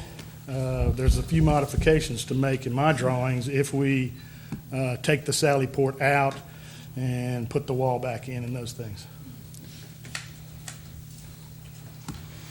All right. So how long do you think the fire marshal will take to answer you? I really can't say on that issue. I'd like to get some information from him this week. Okay. We contacted him today. We've sent him a drawing. We do believe that the building currently has a firewall. We're trying to verify that. There's doors in that hallway that separate the Montessori from the general session that are on hold open devices. Oh. Usually when they're on an electronic hold open, it signifies that they're hooked to the fire alarm. When the fire alarm goes off, that electricity stops, the door's shut. So we think there might be a firewall there now. We want to verify that Okay, before great. we can. Jay? Do you, we can go ahead and put it out both ways, with and without that option for the holding facility. I've emailed the judge the day after we had a meeting, and I haven't heard back from him. That's been sometime week before last, I believe. Yeah, it's been 10, 11 days. So I don't know if I asked him to reach out to Chief Johnson to get Chief's input, and I believe what Chief Johnson is concerned about is, under the current plan, he would have to send another deputy down there. Instead of 2, he has to send 3. That would be the holding cell plan? Right. Okay. And that's a problem for him. He's understaffed as it is, and we've had some concerns about the jail population here in the past few weeks. So he needs every deputy he possibly can up at the jail. And I know it doesn't sound like a big deal, but sending one more down to Oak Ridge can be a problem. And I hope Commissioner Val is nodding his head yes. But anyway, that we can, until we hear back from the judge, and in fact, I'll try to reach out to him by phone tomorrow and see if he's contacted Chief Johnson. But in the meantime, we can put it out both ways. Is that correct, Chuck? It'll take me a few days to get that alternate plan done. Obviously, we designed it with walls taken out. We were doing some ceilings and stuff, so I have to go back and Would it be modify better those areas. would it be better if I clear up that issue first so you don't have to draw that extra set of plans for those modifications? It would help us out, yes, sir. Okay, we don't want to add any more time to it. Let me see if I can't contact the judge by phone tomorrow and see where he stands be a on that big help. issue. And that's the only thing we need to run by him, and we can move forward? I believe so. I think we're finished pretty much with the spec and All right, everything. right now, the way it sits in front of county commission, there's been a motion that's been passed to put this out for bid. So we don't require another motion. So as soon as you're ready, Okay.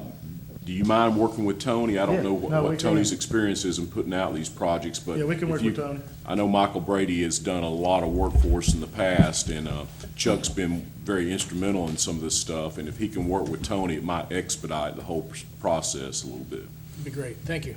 Okay. Thank you. Commissioner Watson. Follow up on that a little bit. I thought we had it worked out at the meeting the other day, but I understand there's still a couple of questions. But we're quickly coming up to the end of the extension we got for the existing facility. And every month we go past July 1st, if we stay there, we're looking at another $10,000. So it's critical that we get this thing worked out as soon as we can. I guess for both you and Tony, knowing what we know now and the little bit that's left, can you guys get this worked out, put it out for bid, and have the bids in by our next monthly meeting, which is a month from now? I mean, that means in a day or two, getting that answer, getting everything drawn up, putting it out on the streets, and I don't know how much. Well, but if, I don't think we should wait on the fire marshal. I think we can bid it both ways, or. We'd be at least 2 weeks. You'll need 2 weeks for general public notification. I mean, it has to be out on the street for 2 weeks? Okay. Just local, he advertises in the local papers, in Right. Knoxville, for contractors. And then And what? it can be out for bid in that time frame already. So I'm putting you on the spot, but in a month, can you, from where we're at now, can we I could see get, us having bids in a month, yes. can we have them in hand for our next monthly meeting? The concern I would have be there, if you get contractors squeezed on their time frame, they're naturally, I understand that. put a little more money into the cost. But yes, we can do that. Well, I don't want to squeeze it unnecessarily, but we're also faced with this $10,000 a month to go past July 1st. So I want to be reasonable, but I don't want to put you on the spot, but I think, can you guys work together in that time frame to have the bids to us? I don't see why we can't. The drawings are complete. If we can find out from Mr. Yeager in the next day or so if we're making the changes. Now, the changes will take me probably about a week to make on my drawings.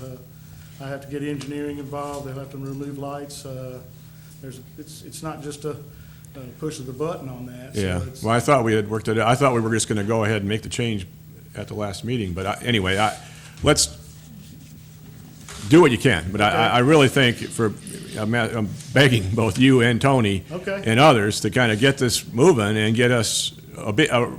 If we can't do it, we can't do it, but we're up against the deadline I here. understand. The other thing, and I believe what your goal is, Commissioner Iwanski, is for us to award that bid at the April meeting, correct? Right. We want to have all the documents in front of us, the contract or whatever, and move forward with that.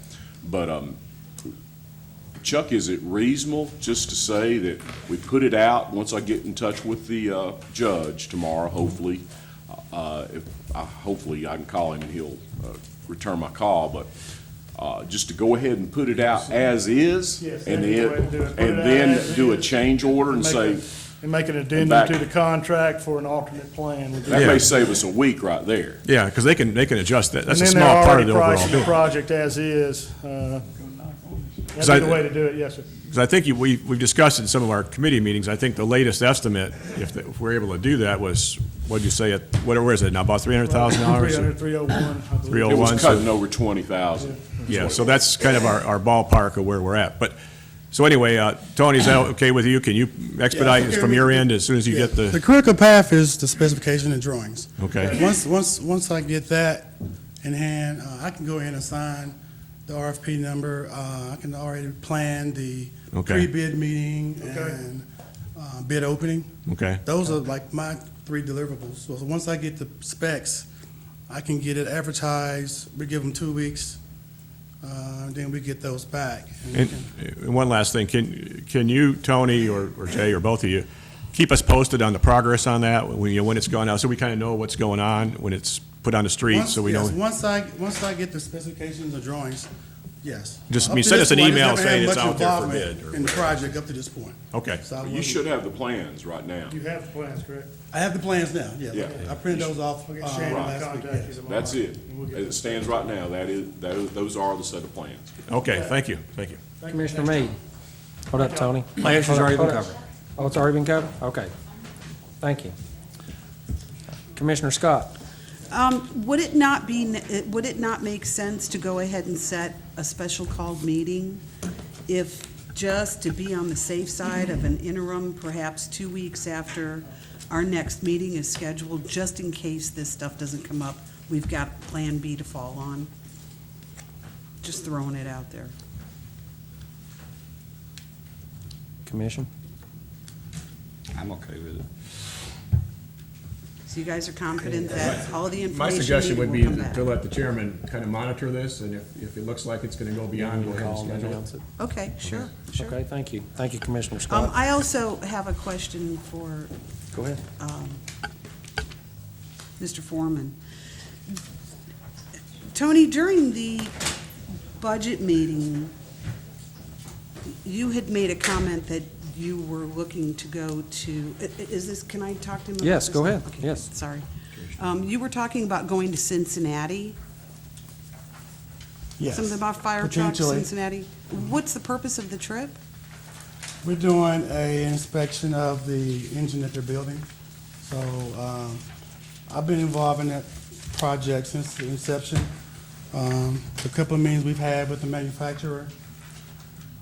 So this was just an opportunity for me to stay engaged with that since the county has some stake in that, just to be a part of that process. I guess my real question is, why are you going? I mean, the city of Oak Ridge is the one that's being awarded the funding for the truck. It's up to the city of Oak Ridge to say, this is what we want on our truck. The county is giving us funding. I mean, personally, I have a lot of confidence in the city of Oak Ridge for being able to pick out a truck. They've been doing it since about 1942. We've never had a purchasing director or anyone from that department go to make sure they were building a fire truck per specs.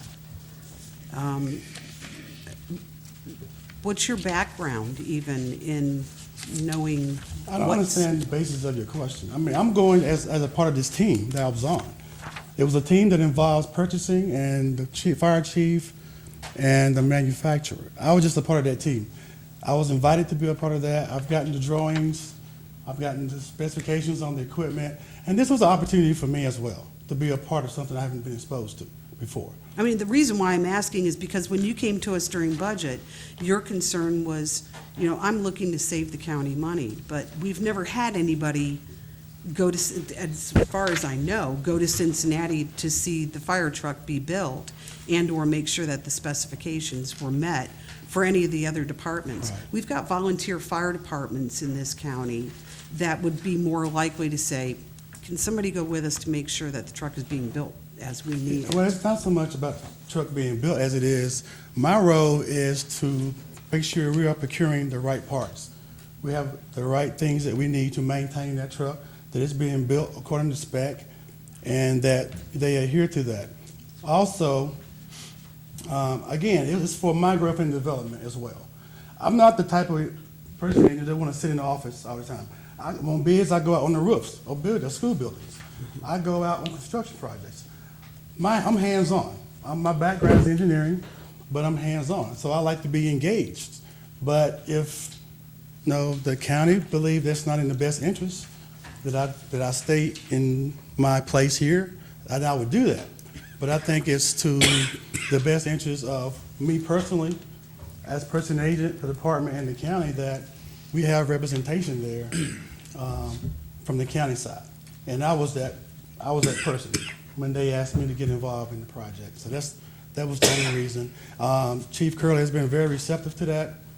He's been sending me updates. I didn't go to the last trip they took to inspect the engine. I didn't go. But I was planning to go, but I didn't go. So when he got back, he gave a report on that trip. He also had some questions about the next visit. And this will be the last visit before it's actually finished in August, I believe. So it was kind of more than just me going just to go and see what's going on, but also to add value while I'm there. Because we do talk about parts lists, we do talk about things that need to be procured. If the specs weren't right, we talk about those things. If they're going to be substitutes for parts that maybe they have requested, but they don't have it. So just having that dialogue and being there, having someone there from the person inside helps facilitate those discussions. I've been on the Fire Commission for 3 years now. We've never had anyone go to make sure the fire truck is being built properly on behalf of the county, ever. Okay, is And it that just good or bad? I say it's good It's that the we have county. someone. The county is funding the truck. It gives the money to that department, and it is up to that department to make sure that it is up to specs per what it is that they require for their department. That's why I have a problem with that. I have a problem with the fact that your department right now is short-staffed, yet you're taking time away and leaving less personnel to run that department so that you can go to Cincinnati. How long would you be gone? It's just a day, 2 days trip. Last time they went on a Monday, and I think they came back on a Tuesday late. So I don't want to make this an issue. If it's a concern of yours, then I'll just let the chief know I won't be attending. I'm not trying to waste the county's money. I feel like I'm adding value to the project, but I don't think that because the previous purchase agents didn't do it, that it justifies it not being done, because I think we can add value, not just on this particular project, but all projects that I'm involved in where we're bidding. I believe I add value, so that's why I want to be involved. But it's not like something I have to do. No, they don't need me. I don't think they need me there, but again, it was more than just going to see if the fire engine being built was a strong interest of mine. But I also have just been able to sit down and engage in that meeting with the stakeholders and the manufacturer, so. Commissioner Wandell. Thank you, Mr. Chairman. Tony, I think we just took a vote a few minutes ago, and now you're reporting into where? I'm reporting to Natalie. Okay, so will Natalie, will you be overseeing his activity in some regards? Is that how this is going to work? So I imagine y'all can talk it over and figure it out, and then whatever y'all I don't know how decide, it's come gonna back work. to this body, let us know. I've never and been we'll given move expectations. on. Okay, well, that's next step, and that's the way I look at it. I'm not here, and I'm no disrespect to Commissioner Scott, I see your point, but we don't have time to micromanage and try to figure out who's moving here, who's going to second. But that's just my comments. Here's my request, Mr. Chairman. We've had some discussion earlier, kind of backing up about this Oak Ridge Court situation. I'm betting, man, and I'm betting that we ain't gonna be ready to open up the doors to this location. And I say press on, you keep pressing on, that's wonderful, but I'd like to ask the mayor if she'd be willing, or if the law director or you, Mr. Chairman, would be happy to write a proposal to the current landlord, Mr. Capiello, and tell Mr. Capiello in our proposal, we would like to see a $4,500 a month lease payment for up to 36 months we'd only be out $162,000, $54,000 a year, and we wouldn't have to finance nothing. We wouldn't have to go through all these hurdles. And as already has been mentioned many times in this meeting tonight, we got a lot of other issues to work on. You know, I don't know why we want to keep on trying to, you know, we sat here, many of us, and built this first one. You know, we built a long time ago. I think we have the ability to go renegotiate, and, you know, here's the deal. Mr. Cappiello is going to be out, he's going to gain another $10,000 or $20,000, depending on how many more months it takes. But he's either going to get $30,000 more if it's 3 months, or he's going to get, you know, $162,000 more in 36 months. Man, I just don't know why we want to spend all this time and energy trying to build another location. I drove by there today and I looked at it and I go, why don't we just stay there? I mean, cost? Okay. Can we not address the cost? I mean, all due respect to the mayor, she came to us in December of 16, and Mayor, I may have the date wrong, but you gave us pretty good forewarning as far as I was concerned, and we're still sitting here talking about it. So I don't know who the appropriate body would be to put that in front of. You know, I would like to see an Oak Ridge commissioner pick up the lead and run with it, but I think it's very appropriate. It's part of, you know, we got a good president that likes to negotiate, right? Let's us negotiate. We can do the same thing. Let's do it. Mr. Chairman, the mayor has something she'd like to say. Go ahead, Mayor.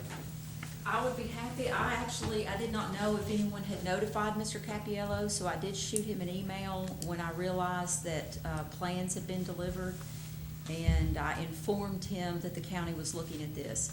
He did say he would be willing to negotiate at a lower rate, and so I'm happy to pass that off to whoever would like to do that. He actually mentioned even coming to the commission tonight, but I don't see him here, so.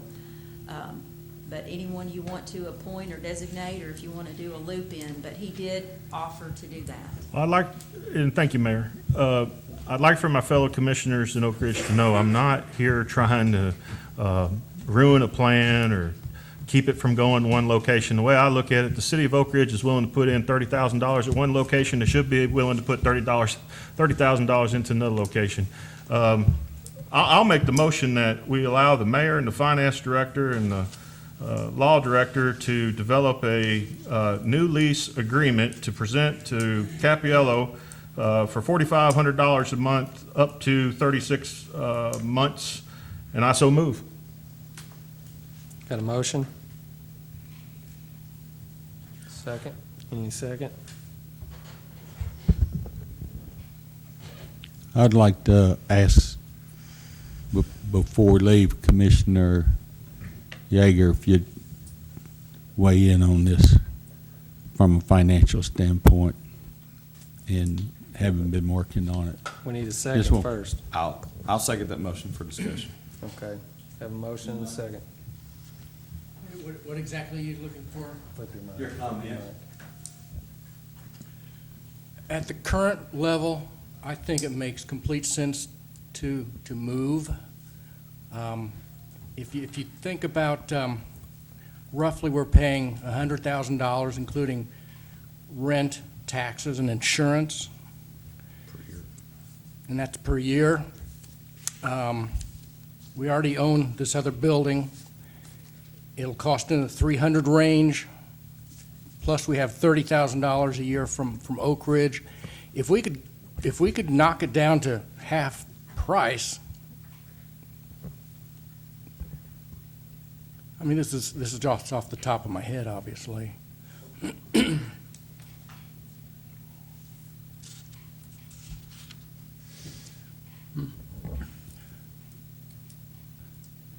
I'll just say this, at the current price, it doesn't make sense to me to stop doing what we're doing. We could pay for this within 3 years, according to what we've been paying, and the Oak Ridge $30,000. I don't have the renegotiations is an open question, and so I guess I can't speak to that. I guess if someone said if 5,000 would, would work, what do you think? If 6,000 would work, what do you think? I don't have a break even of what I think yet. I'd have to do some more thinking about that. But at the current price, I think it's definitely in our best interest to move to Emory Valley Road. The renegotiation is just too off the cuff for me to answer. I'm sorry, Tracy. No, yeah, I'd like to respond. I mean, and I'm not arguing at the current rate. You're absolutely correct. Yeah. I mean, I think the question was, would it make sense to look at it? I mean, we're talking $54,000 a year versus $100,000 a year. We're not going to go out and borrow $300,000 to get it built. And you're much more inclined to the financials than I am. But however, if you figure in everybody's time, you know, that's a number you have to put down too. I mean, how much time have we spent talking about it? I mean, that's not in the equation, you know. So I'm not advocating stop, guys. Continue on, mush on. I hope you get it built next week. I'll vote yes tomorrow, next week when you got it up and standing. But the reality is, it's not going to happen in time. So why not go to where it's at? It's working, it's functioning, and get a better rate. 4,500 is what I said. I don't know where you come up with the 5,000. 4,500 again is 54,000. So I made a motion. You had a question. We got a second. We're having discussion. I'd like to vote on it at some point, and you can vote it down, and we can vote then later to spend 300,000. I'll vote against it. It's that simple. Not because I'm against Oak Ridge, because I'm against spending taxpayers' dollars when we just spent it 8, 9 years ago, where it's at now. And oh, by the way, the spot you're talking about remodeling, could we not lease it out to somebody else and make some revenue? Potentially. So that's my discussion. I'll shut up, Mr. Chairman. I appreciate it. Okay. Commissioner Warfield. It was not about this motion. Okay. Commissioner Meade. Yeah, I'm also in favor of moving ahead. Like was pointed out, in about a 3-year period with the money we're putting in right now, plus money from Oak Ridge, this would be paid for. We have a better facility. It's updated to all the current standards, not the standards in place when we put this first place in. We have a building and a facility we own and we control, and we're not at the mercy of a landlord.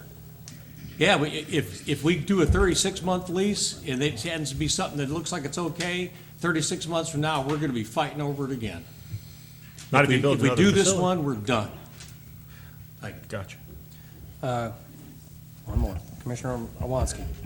Yeah, going back to the December day you mentioned when we had Tony here and we negotiated the current extension, we were kind of put on the spot then because it was right at the end of that contract when we were told that we had to find an alternative. And if you remember, Tony was here and we struggled to figure out what to do because we were going to have to either close that court or get him to agree to a lower price. And he lowered it very little at that time to the current price. So, you know, maybe he's willing to cut it in half. He certainly wasn't anywhere near that or willing to negotiate 18 months ago when we were on the spot to do this. So my concern is I'm okay with going out and asking him what's the best he could do, have somebody, but writing a contract means that we're giving them authority to negotiate the details of this. And there's a lot that goes into what we have to agree to as far as maintenance and taxes and everything else that's part of this agreement. So, you know, I'm not ready to approve a dollar amount tonight until I see exactly what's in it. But, you know, I think anybody, and we said that back when Tony was here, we said his place was an option. I told him, I said, you know, we're going to go out and look, and you're on the table. He knew that 18 months ago when we negotiated this 18-month extension. It shouldn't be a surprise to him that his time is up and we're looking at other places. So he should have been here himself saying, hey, wait a minute, I'll do it for half price. And if he comes next month and says he'll do it for half price, and he's serious about it and is willing to put real offer up, then I'd say, we'll talk to him. But I'm not ready to write a contract tonight without knowing what the conditions are, because we put a lot of effort, and there's a lot to be said for where we're going to go because Oak Ridge is paying for it. It's our building. Long term, I think it's a good solution. So I'm not against negotiating and seeing what he's willing to do, but I'm against saying we're ready to negotiate a new contract without seeing the terms of it. So Anyway, that's Okay, my before we vote, Mayor? Thank you, Mr. Chairman. In response to Dr. Hitchcock's cost question, I think it can make sense if the county commission gets a negotiated agreement with the city of Oak Ridge.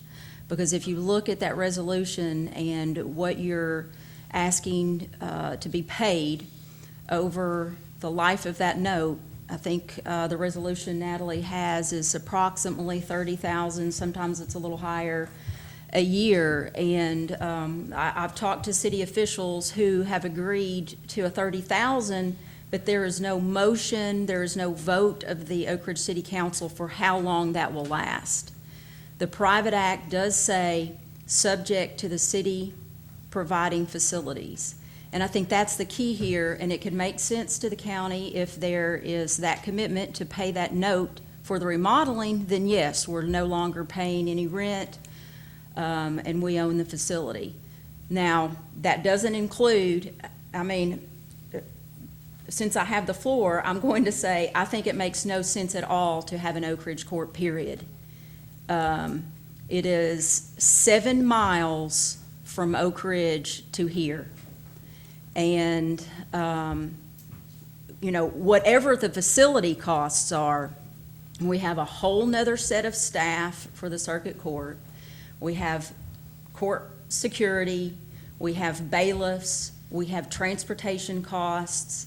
At the end of the day, anytime you transport prisoners, it is a liability.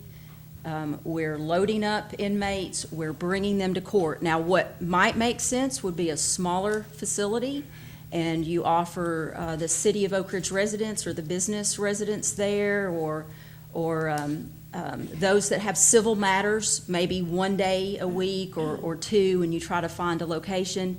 But you allow all the criminal cases to still stay here, one location, and save that jail staff and Chief Johnson, save those costs. But the county is, when we agreed in that private act to set up a second general sessions, the county is financing a second general sessions judge, a second set of staff, bailiffs, and all the transportation costs. We're paying quite a bit of money to have a second court, and I've said this in operations, but if Farragut, Tennessee doesn't have their own court, I can't imagine. I mean, everybody drives to downtown Knoxville to the city-county building.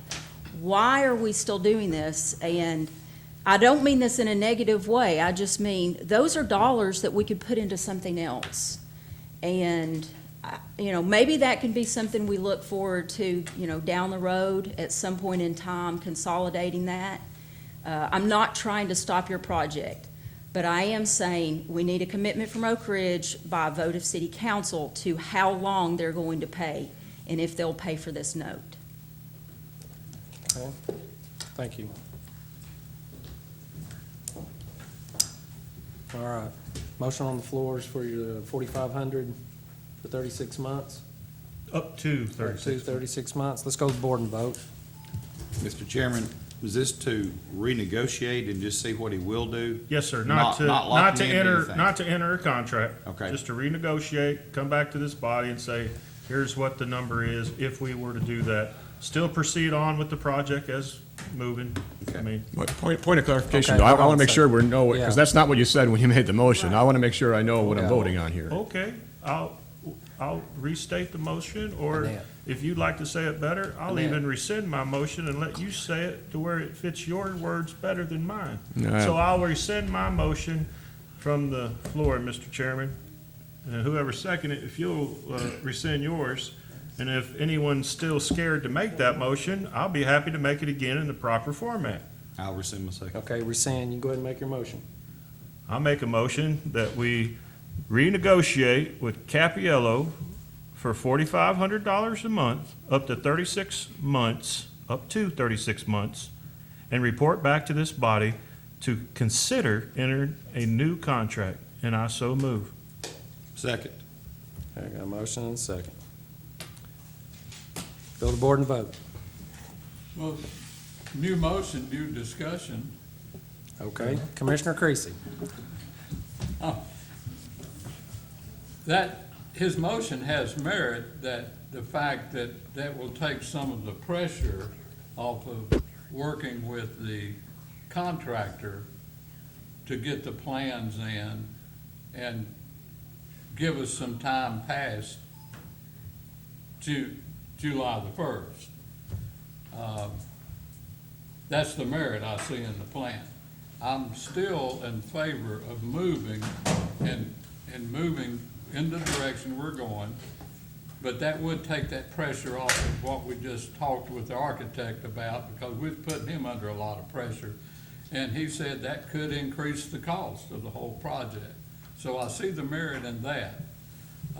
And the fact that you're not talking about doing a contract, that we're buying some more time with your motion, is the way I see it, up to 36 months, if it takes that long to build a new facility. But I'm 100% for a new facility in Oak Ridge and remodeling where we are now.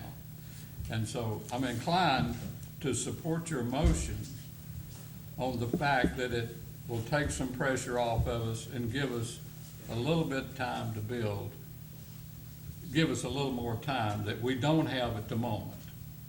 That's my position on that. Commissioner Watkins. Now, I'd like to hear the other comments from the Oak Ridge Commission. We're gonna hear them. Yeah, Commissioner well, Watkins. well, if my understanding is right, that we're not agreeing to this $4,500. We're just asking for a number. We're asking for renegotiated terms, and then we'll get to reconsider it. So, yeah, in that way, I'm probably in favor of it. But I want to address some of these comments that have been made that that it's costing us a lot of money to have this court in Oak Ridge. People that are saying that have not offered an alternative. What's the choice? I mean, there's no way there's room in this courthouse, no matter what anybody might say, to put another court, right? So that's off the table. Where are you going to put it? You're going to rent the Kmart building here and do the same thing there? Well, it's going to cost you as much or more to renovate that space as our own building, and Oak Ridge isn't going to contribute to it. So how's that saving money?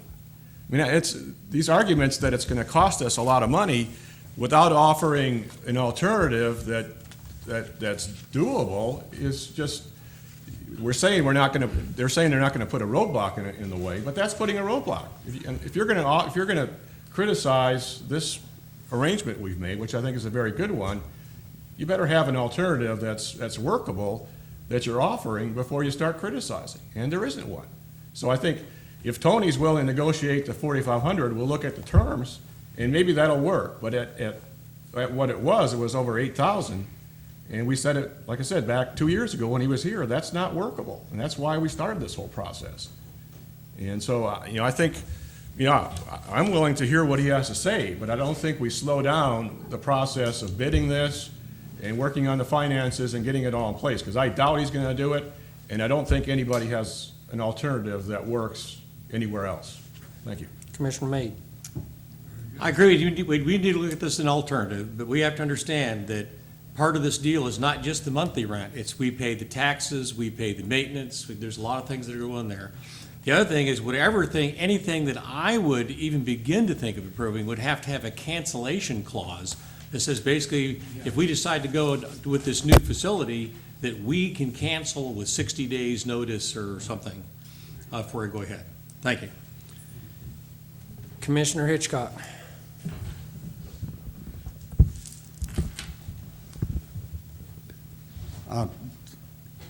The chief of police in Oak Ridge told me in no uncertain terms that we've got to have that courthouse and help us keep it there. I said, okay, I'll do that. It's just a question of where. But for those who weren't at the budget meeting, I think it's important to add this mix and sort of to address what you were talking about.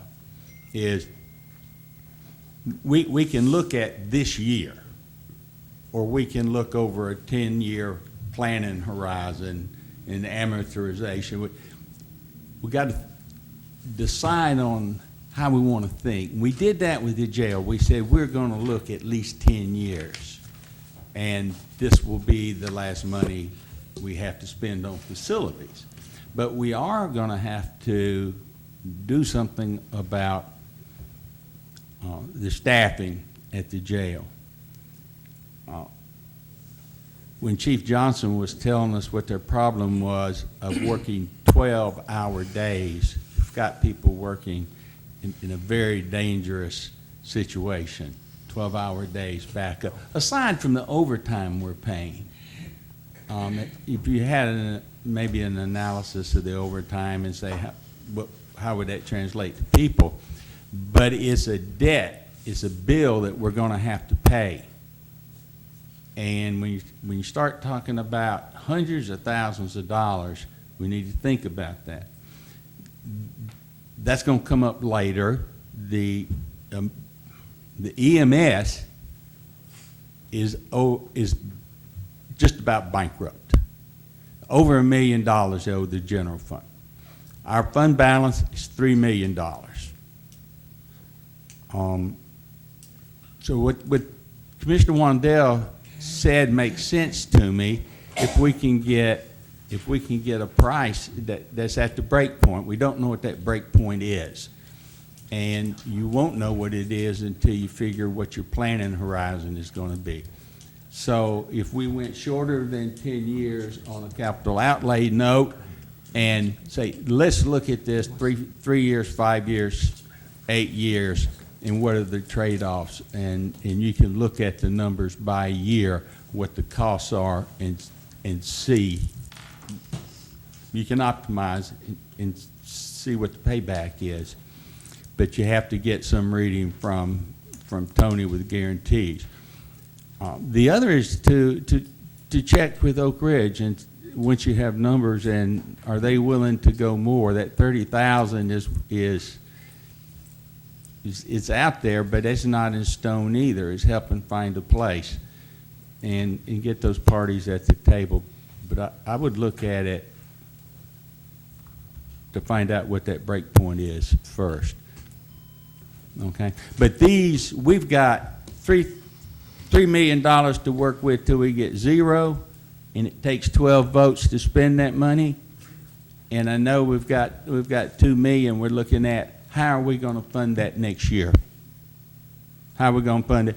And I know the school is going to pop up, and in their report, you see, they were going to need $400,000, and if you recognize that part of the money has to go to Oak Ridge and Clinton schools, again, that's closer to $600,000 they're going to ask us for just this year.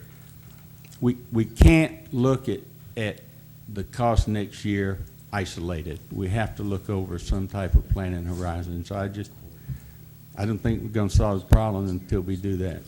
We're just going to get in the hole. Thank you, sir. Commissioner Scott. Thank you. I wanted to say thank you to Commissioner Creasy for your points.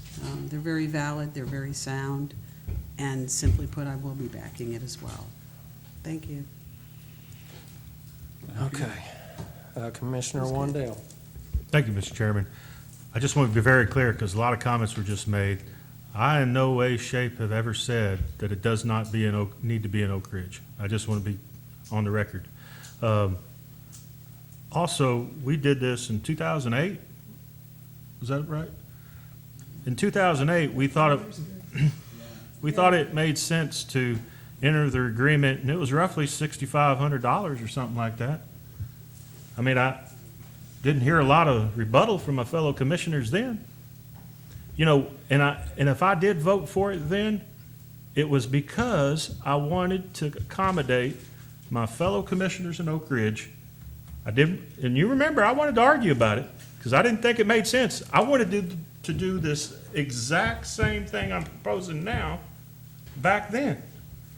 And I bet, because the mayor's provided for us once, if we looked at how much money we spent since then to date versus what maybe we could have done then, like rent a local building for $4,000 or $5,000, we wouldn't be having this discussion. But I'm not here to argue that point. We are where we are.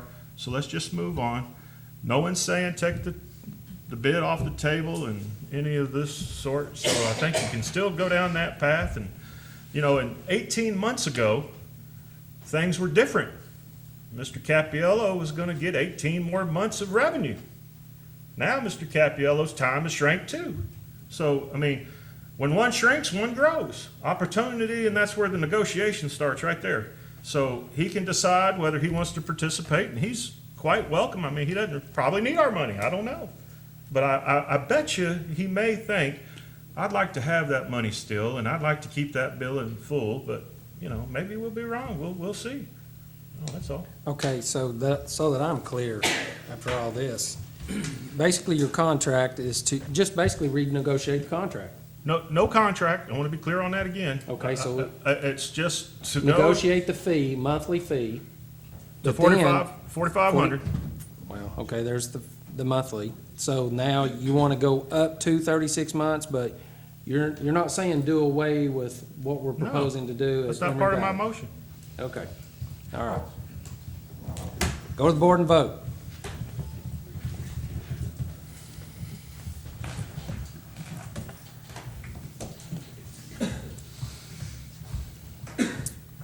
Yes, motion passes. Thank you. Let's see, I guess that's it on that until we go. I've got a commissioner beside me, it's wanting to go to the bathroom. So. 5 minutes. 5 minutes. I'm glad you didn't look back.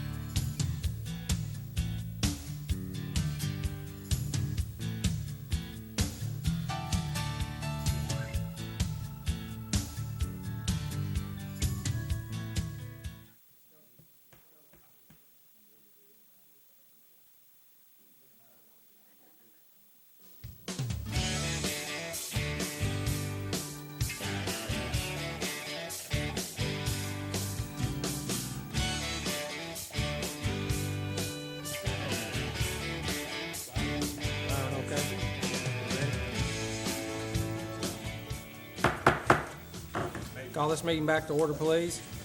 Mr. Foreman? Didn't mean to cut you off there, but there's a lot of happy people now. Nature of the business. Okay, what I've handed out to you so far is the draft of a RFP for the financial and operational performance audit of Anderson County EMS. Okay, so the first, what I'm going to propose is that every commissioner will have a copy of the proposal, of the audit, RFP. And what I want to do is take this to the operations committee and let them vote on this, and then come back to commission based on their recommendation. Has Jay seen this? Has Jay got a copy? No, Jay hasn't. Well, he's seen it sort of indirectly. Jay provided the template for it. Does the mayor got a copy? Mayor does not have a copy. Okay. You get the mayor and Jay a copy of this, sir. Well, there's some extra copies. Yeah, right here. Thank you, Jay.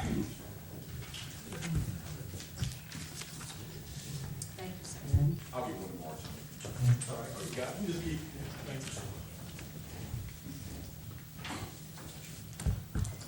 So this is the basic framework for the audit we did across the county several years ago. What I did, I've interviewed Nathan Sweet of EMS department, and he helped provided the intro and background information on the department. And then the rest of it is primarily discussing the purpose of this audit, what objectives we have for this audit, and goals for this audit. And what the focus, well, of course, EMS department is the only department we're focusing on.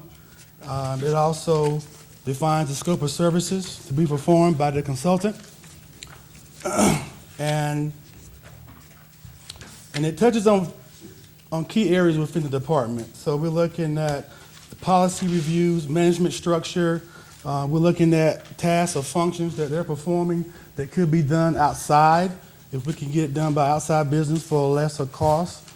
However, it has to abide by county, state, and federal laws, of course. We also are looking at the organizational structure.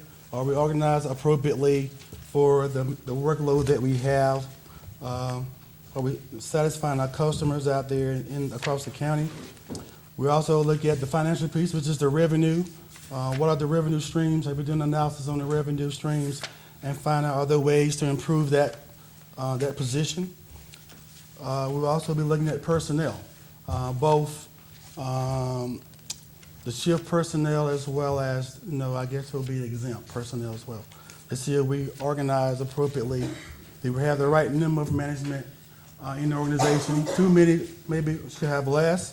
And then it goes into, I'm on section 8 now, by the way. We're talking about the time period for this audit. We're looking at 120 days. I'm suggesting that they come back and have a product or deliverable to us of their findings and their recommendations. We also next see the schedule of events that we will follow, which is in line with how we prepare our bids. So we will fill in those dates at that time. And then just the approach. We want a team approach. So however they want to approach this, if they want to have accountants, if they want to have EMS specialists, if they want to have lawyers, whatever team they want to put together, we're saying we're okay with that. Okay? So we want that team concept. Next, we're talking about the obligations of the consultant, what they're obligated to us to provide, given the scope of work that we have defined. And also talk about the responsibilities of the purchasing agent. In this document, in the previous audit, which was countywide, we had an advisory committee and we had a project manager. That's because of the scale of that project, of that effort. Being we're only auditing one department, I'm recommended I serve as that project manager, or the person agent is the first person of contact to engage with the consultant, along with the EMS director.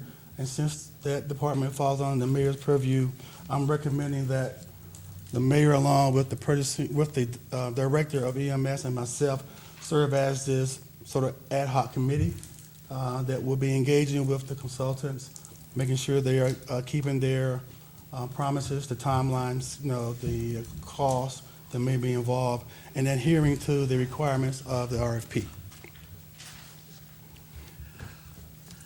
And after that, it pretty much falls in line with what we kind of did with Standardly with on provide bids, standard contract, terms and conditions, nothing outstanding there.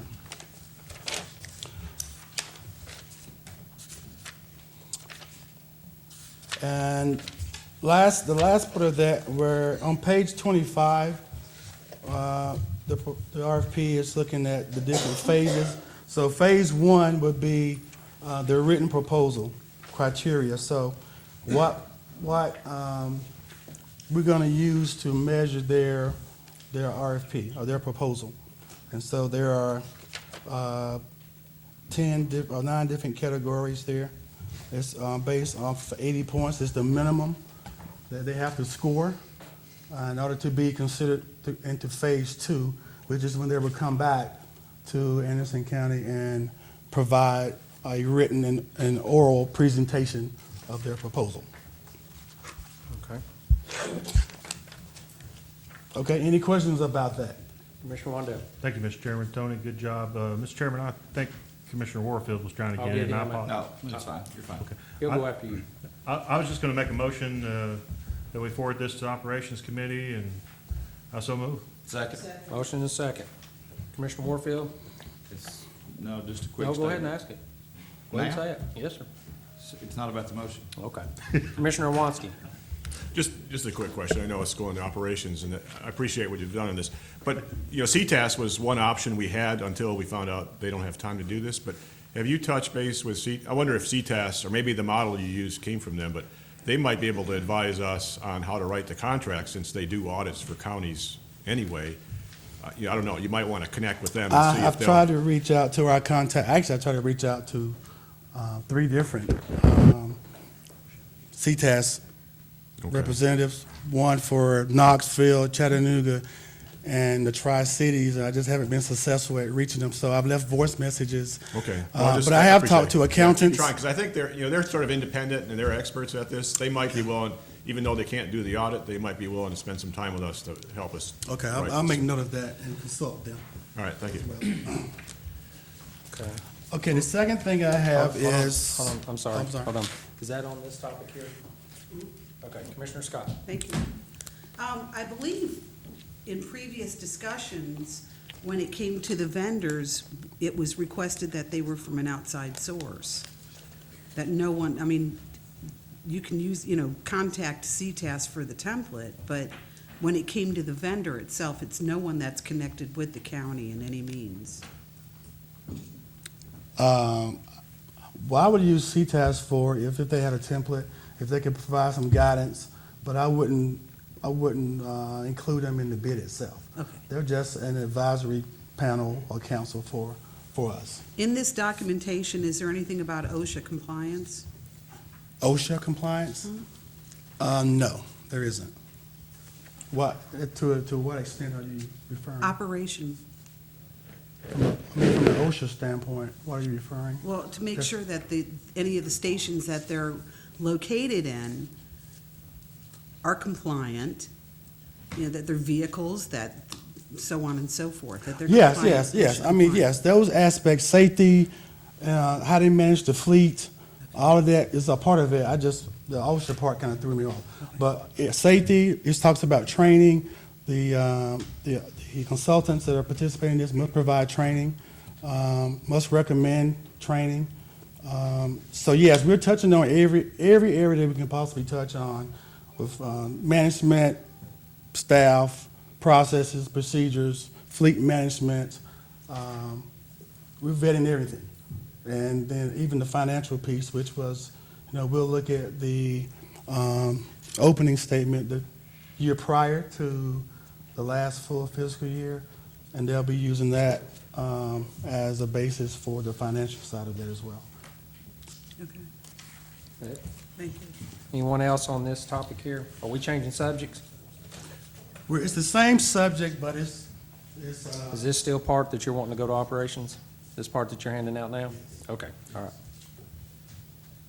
do you want to, have you voted on that? No, not until you got everything you want to go to operations.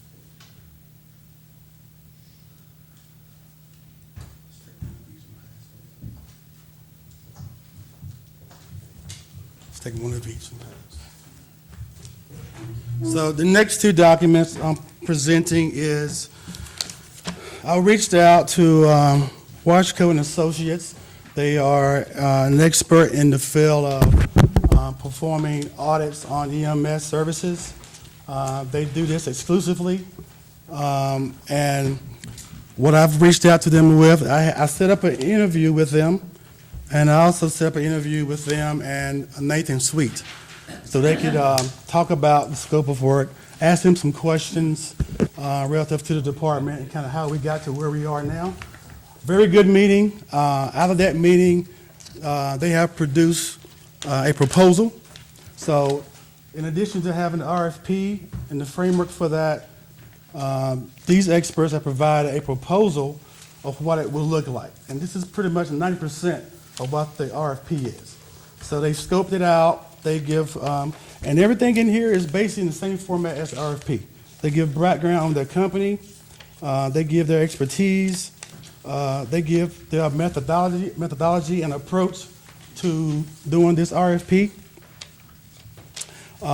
They also provide the flow diagram. They have an 8-step process.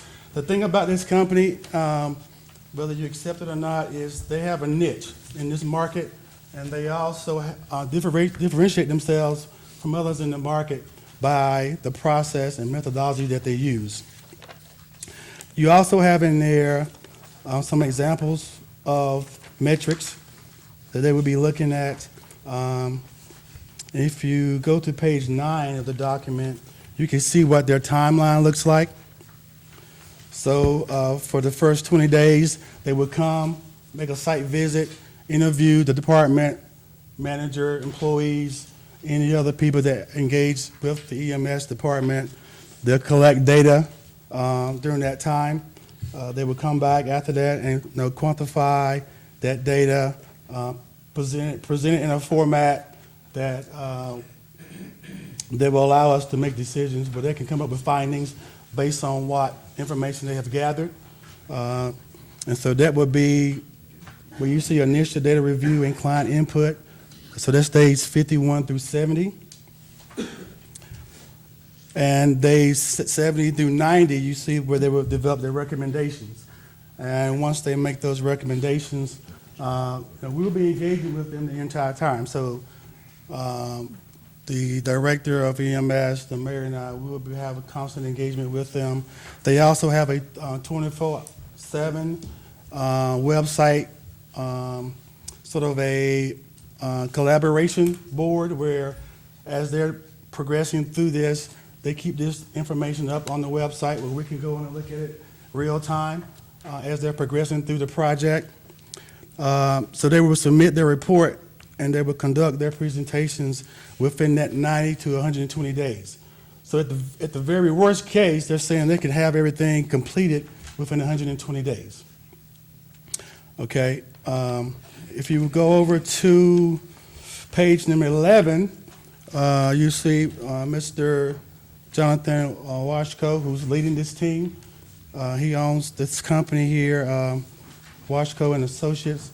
So you can see his credentials, his qualifications, as well as the other 2 members that will serve on his team. They've all been involved in either healthcare, hospitalization, EMS. So they've been in this industry for a very long time. And then on page 14, you can see what their projected or their estimate is for this service. The total is $74,900. and does not include travel, which will be reimbursed at cost. And the payment terms are there before you. 50% that will be due upon contract execution as a binder. 30% will be due upon completion of the on-site visit, and 20% will be due upon delivery of the draft findings and recommendations. And it will be up to us if we want to engage with them on what they're calling phase 2 of the project, which would be implementation of their recommendations. And that will be at a cost, if you see on page 15, of $5,000 per month with a minimum of a 2-year commitment. And they're saying that they would not provide or offer this service to anyone else within a 50-mile radius of Anderson County. So again, just another data point for us to see if we send this out for RFP, then we have something that we can compare against. The next document you have is their consulting agreement, just their contract in case we were to consider engaging with them on this project. They have told me that they don't normally participate in RFPs. He said that they get enough business through word of mouth, and just by being the expertise out in the field, they're recognized leaders in this field. But he said that this is a very good project. They would be excited to work with us on it, and they would consider bidding if we chose to go the RFP route. Good thing about this is we've already seen some synergies between Mr. Washko and Nathan Sweet. They've served on a couple of committees together, and they've also attended several conferences together, so they're familiar with one another, which was a good thing. Commissioner Warfield. Tony, you mentioned, thank you, Mr. Chairman, you mentioned that they would be talking with the employees. Number one, are these meetings with employees one-on-one, just with this company and the employee? And is the meeting with the employee completely confidential, no names? It would be confidential between the employee and the consultant. Now, this would take place only if we chose not to go the RFP route, and if we chose to consult them. Same thing if we were to go do the RFP, and we chose someone, say here locally, same setup. They will have access to the employees, of course, with the pre-approval of the department director. But I just want to make sure all of these would be just with the company. Nobody with EMS would be in the room talking with these folks, right? If they interview, I just don't want them to feel, if you got employees of EMS, and I'm sure other commissioners have got the same conversations. I've had conversations with EMS, not a very good conversation as far as the operations of EMS. I just don't want these employees to feel like, oh, I've got somebody looking over my shoulder. I want them to be completely open with whichever way that would go. I just want to make that clear. Yeah, I understand that, and that's where we have to assure them that, when they sit down with these individuals, consultants, that, it's in the best interest of not only them and EMS, but the county. It's not to eliminate jobs, it's not to go on a witch hunt, it's to really ask those tough questions that sometimes we don't ask internally, but you have an unbiased experts that are out here wanting to help us get to the root cause of our financial situation, and if processes are insufficient or there's gaps there, they're looking to find out the truth. Okay. In that sense, so we just have to reassure everyone that it is in the best interest, because otherwise, how do you get that data? You're either going to get it from a database or computers, or you're going to get it from those who are actually doing the work. And so there might be some time studies done, because one of the key things is the response time from the time someone makes a 911 call till we get there, the first responder gets there. So there may be a lot of data collection, which is the biggest part of this is just that, the data collection. So sitting down with people, gathering the data, and then they're going back analyzing that data, and based on that, they'll recommend they'll show us what their findings are, and based on those findings, they'll make recommendations for Okay. implementation. Thank you, sir. Yes, sir. Commissioner Isbell. Thank you, Mr. Chairman. Usually in big business, once you get to a point that you can't control your costs, you consider subcontracting. Mhm. That's what Levi Strauss and Company has done, because you know what it's going to cost you every year, every month. Would they be able to do that as well, to give us a recommendation? Yes, they would. So if we are like providing functions that, again, as I mentioned earlier, that we know or we have an inclination that we could get it done cheaper from a third party, then yes, they will be making those recommendations. So long as those recommendations, again, are within compliance with county, Time state, response and federal all law. that. Correct. Okay, Yeah. thank you. Commissioner Scott. Thank you. Tony, how many commissioners are on this proposed panel? How many commissioners on the panel? There are no commissioners on the panel. Why? Because I'm vetting it through the operations committee, which I thought was appropriate enough, but, I mean, I'm open to that. I just thought, since we're gonna vet this through the operations committee, and since Nathan is, the primary stakeholder, it falls under the mayor's purview, I thought, just from a department standpoint, it's typically how we would do it anyway on RFPs. I work with the department head, and we kind of define the scope, and we determine who we're gonna send the bids out to. So I was just thinking in that same frame of mind.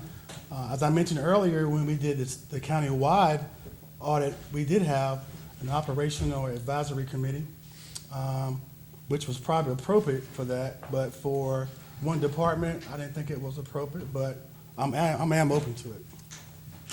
I would make a suggestion that at least one, if not two commissioners be on that panel. Well, if someone want to make that motion, we can make that motion. Operations, can we? Yeah, yeah, Because that's the motion on the floor so Yeah. far. Is that it? sure. Okay. Thank you, Commissioner Scott. Commissioner Hitchcock. Thank you, Mr. Chairman. Is this Washco proposal? So is this something you bid, you don't have to bid out, you do as professional services? Or is this just one You of could do several it, different yes. organizations? You would do it as a professional services. Well, if they come back with us with a document that reads like this, it won't be worth a lot. This is full of jargon. It has not been to an editor. The use of the English language is poor. Even in that figure 3 on page 9, they didn't even spell initial data right. And they have sentences that run 4 and 5 lines. And I'm serious. It is just a lot of jargon. Even on the personal data, it says he lead teams that do something instead of led. It's just he led some teams. But even his personal biography, they need to send it through an editor before they send it out. And I believe that what people give you is a sign of the way they work. And I want somebody that pays attention to detail and can communicate back what we need to do. I challenge you all to read this. Just read it, and when you get through, say, what has been said? I challenge you to do that. I am certainly going to do it with my markup pencil. Yes, I advise you to do that. If you have a digital copy, I'll mark it up as if this were sent to a book publisher to make my Hitchcock, I point. But did the if same you read thing. it, I think you'll understand. Your point is well And if you taken. think it's good, I'm sorry. No, That's all I got to say. I've recognized what you're saying. If you look at my copy, that I printed, I've actually done that. I've proofread it, I've made changes. And again, you know, you can scrutinize this, and rightfully so, but at the same time, Mr. Washko jumped through hoops to get me this in time for this meeting. I don't care what he did. Can I just speak, sir? I just want to speak. I just want to speak Okay. to the situation. That's enough. That's all right. Go I mean, ahead. I don't understand what's all the uproar about. I mean, I'm just trying to relay that, you know, he did jump through hoops to get us this. Granted, there are grammatical errors, and I definitely see your point. But again, they are experts in this field, and so Commissioner I Meade. just want to make that known. I just want to point out, we've got 3 documents, one's over 40 pages, the other 2 ended up being about 30 pages. We got it during the meeting. Okay, we'd already discussed the fact that we're going to do an RFP. I think what has been pointed out is it is important to maybe get more than one offer on this instead of jumping on the first qualified person that comes down the pike. So I think we need to go ahead and take this to operation, just like Go it's to been operations moved. with it. And recognize that, I know sometimes when documents are hastily prepared, they don't always come out the way you want them to. I mean, I are an engineer and I spell that way too. Amen. And sometimes you get ahead, but it is also true that when somebody presents you with a document with their name on it, on the front, it kind of represents the way they do business. And so if you get something that's a little bit, needs a lot of editing, it makes you take pause. But I think the appropriate thing to do is we can't read all 70 pages of these documents this evening and make some kind of judgment, and we've decided we're gonna do that anyhow. We're taking this to operations, and let us poor 8 folks on the operations committee, fight through this and come back with some kind of recommendations. But I think we need to go ahead with the RFP, because I don't see, we've got one almost written. We got an example of kind of things that we can be looking for, which is nice. But then we can put this thing out and see what else comes back. There might be some wonderfully qualified people or organizations that bid on this, and we just need to know if they are. Okay, let's, motion on the floor is to go to operations. All in favor? Aye. Any you didn't push your buzzer? I said aye. Okay. Any opposed? Motion passes. I'm used to raising my hand when I vote. Is that it, Tony? Yes, that's all I have. Any Thank you, questions? sir. for me? Appreciate it. Thank you. But, Tony, Yes, sir. been teaching for 30 years. Each place that I go, I learn something. So it's not, I don't think it's our point to decide what professional leave that you can or you cannot go on. I'm just saying, I agree with you. I think educating yourself on how things work and how the systems work, because you're not familiar with it, so I'm behind you. Thank you, Thank you, sir. Tony. Budget Committee report by Finance Director, Ms. Erb. Good evening. Good evening.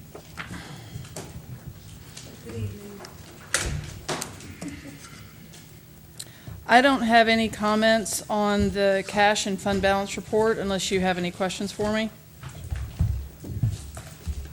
Proceed Okay. on. If we can, then moving on to the summary of budget amendments. Group 1 is on the consent agenda. So presenting Group 2, school appropriations, for your approval as a group or individually. Move for As a approval. group. Approval as a group. All in favor? Aye. Any opposed? Motion passes. Board- Appropriation. board Go to vote, the board please. and vote, please. What? Just, you're on schools, correct? Group, As a Yes. group, and you're, thank you. Look into it.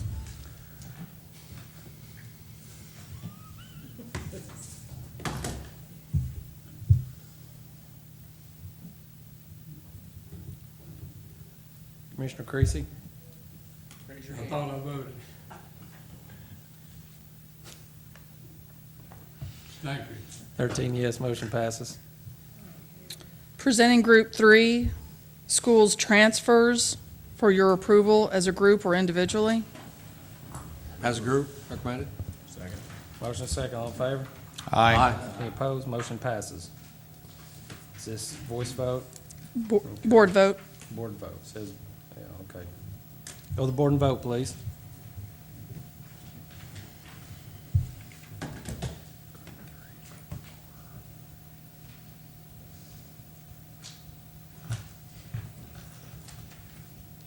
13 yes, motion passes. Presenting Group 4, schools transfer for your approval individually or as a group. Move for approval as a group. Second. Motion is second. All in favor? Aye. Any opposed? Motion passes. Voice Okay. vote. Any Office of Technology, School Nutrition? All in favor? Aye. Any opposed? Motion passes. Presenting Group 5, non-school appropriations for your approval individually or as a group. Move to approve as a group. Second. Motion is second. Any discussion on this one? Okay, all in favor?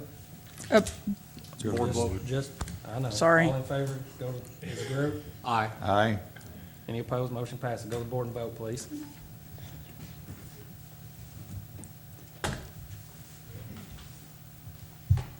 Thirteen yes, motion passes.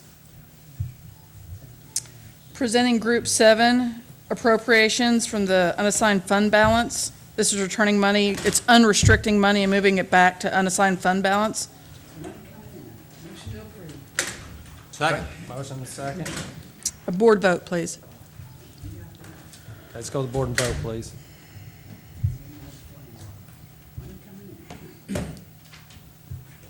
Thirteen yes, motion passes. And then 2 miscellaneous topics. The schools also had their budgets for the 145 Head Start in the budget package, and that was approved by the Budget Committee at their last meeting. So presenting their budgets for next fiscal year for your approval. Move for approval. Second. Motion second. Any discussion?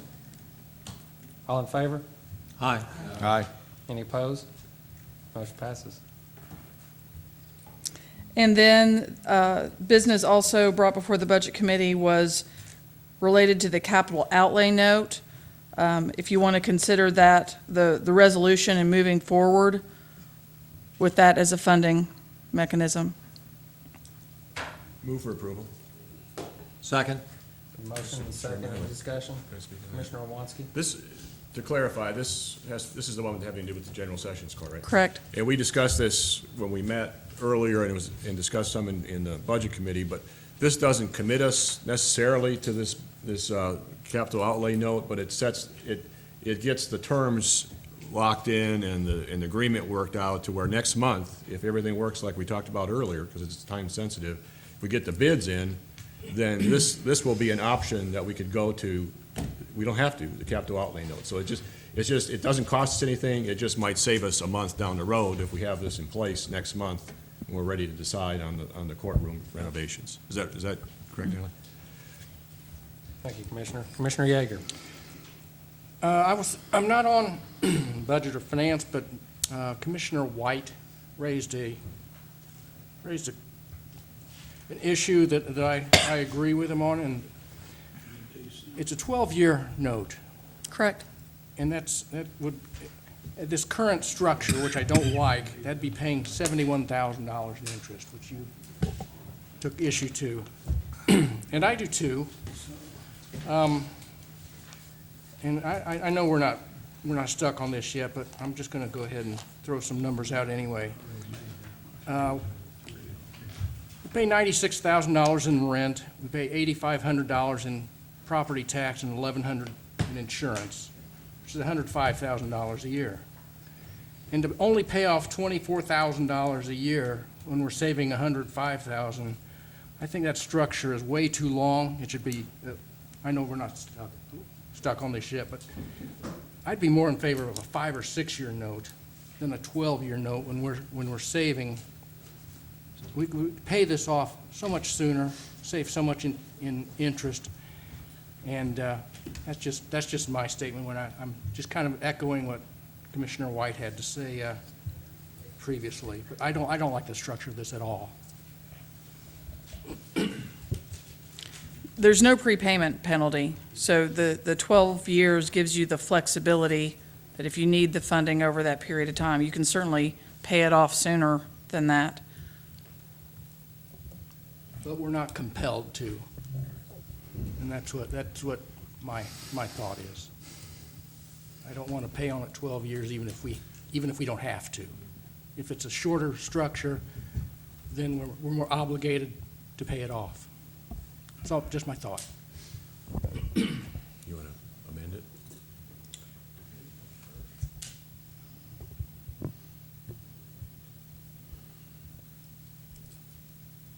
So we're voting on this exact structure, is that right? Yeah, but it can be amended. No, that's what I'm saying. Well, I mean, We're voting on the resolution for them to take the bid out. I'm not, the one page that he presented Right. was showing The up to 12 years. what's that? What's the, I don't know the procedure to change this in mid, after it's, at this point, to tell you the truth. Let's let Commissioner Meredith weigh in since he's just got here. Thank you, Mr. Chairman. Why don't we just bid different terms, Commissioner Yeager? 5, 10, 15, or 10, 12? Will they let you bid different terms? Yeah, that'd be great. That's just my suggestion. Okay. Maybe do 3, 5, 12, something like that. Yeah, 3, 5, 7, Yeah. 12. Thank you, Commissioner. Can we do that now? I'll have to check with Scott. I mean, this is new to me too, but I can see if he can bid out different terms or give us more options, certainly. I mean, I guess the only point that I would point out is if we shorten the term, that's going to increase the principal payment. Exactly. So, I mean, we're in the middle of going through the budget cycle. That's what I'm It's- trying to accomplish, tell you the truth, is increasing the principal payment. So we pay less in interest.